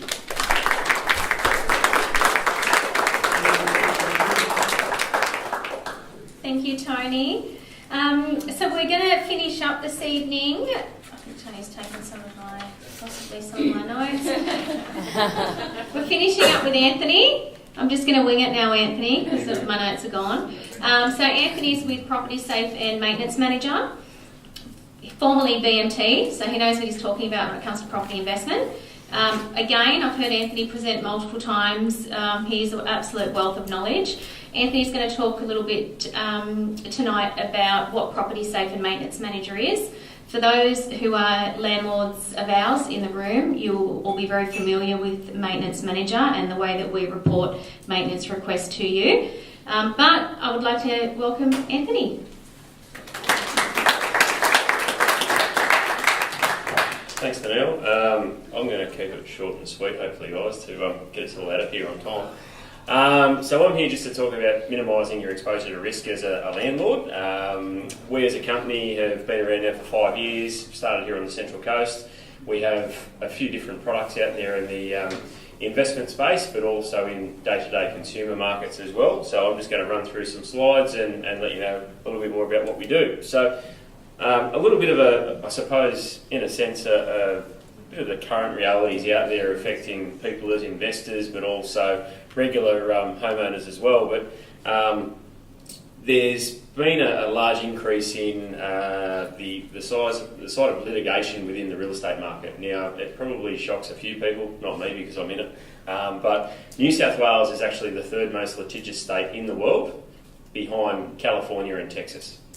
And the other states here in Australia aren't far behind, but as John was mentioning earlier, you know, someone trips up a stair, they then sue, they get a payout, and for us as landlords, the moment a tenant or a guest falls over, breaks a nail, whatever it may be, they want to point the finger at someone, and it tends to be both the property manager and also the landlord. And what we've done is we've come up with a reporting system that helps to try and, I suppose, cover you as a landlord, better protect you against tenant injuries and those sorts of things as well. But just a couple of points I've got here to talk about. 1/3 of all accidents occur in the family home, and most of those are preventable. So there's been a few campaigns over the last couple of years. There was a case, which I'll touch on shortly, in Queensland, where a little baby passed away as her father was carrying her around an open air deck. He's tripped on basically a floorboard, and as he's tripped, he's let go of the baby, and she's fallen over the balcony and was declared deceased. So that happened back in, I think it was 2013.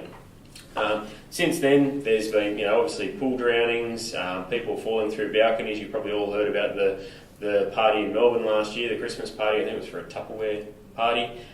17 people fell through a deck, 2 people passed away, just those sorts of things. So it's also about providing a safe environment for tenants to live, that sort of thing.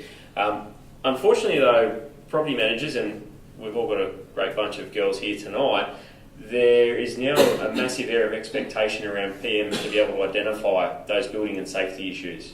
However, they're not appropriately trained or qualified. Would you agree? Yeah.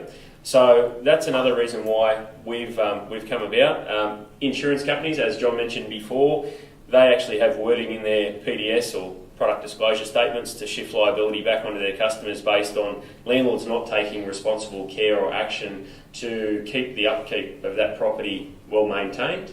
And as he pointed out, in his slides, I should say, that maintenance and those sorts of items certainly attribute to that. As I mentioned before, your tenants have a right to live in a safe environment, as do we all. And the deaths and injury side of things is becoming all too common. So these are some of the articles I've just pulled off the internet. This top left one, that was in regards to Isabella was her name, that passed away from her tragic circumstances up there in Queensland. The balcony collapse in Melbourne only just last year. A couple of years ago there was a little stretch of kids getting caught up in blind cords and those sorts of things. So that's become legislated now to have those properly fitted. And similar to John's story before, a landlord was sued for over $300,000 through a balcony collapse, and that was also in Melbourne. So these things do happen in this industry, and unfortunately, it is becoming very litigious at the same time. So Property Safe, as it sits, is an outsourced professional reporting system that landlords have the opportunity to take up through an invitation, which Tennealle offers once every 12 months. But some of the things our guys actually see, and they're all licensed, insured and trained inspectors. This one here, absent safety glass at the bottom of the stairs, so certainly if someone was to trip, or even as a kid growing up, my sisters decided to push me down the stairs a couple of times. If there was glass or no safety glass at the bottom, it could obviously end in tragic circumstances. Climb and fall hazards, so this is just one of the inspections that we've had photos. I've actually seen some others where they've been in high-rise unit blocks and tenants think it's okay to put a trampoline on the balcony of a unit just because it's got the safety netting around it these days. They think it's well and truly going to be okay, but I always live by the fact that you can't help stupid, unfortunately. But that's just one of the other things we've seen. Unsafe timber floorboards, rotting beams, all that sort of stuff in balconies and decks.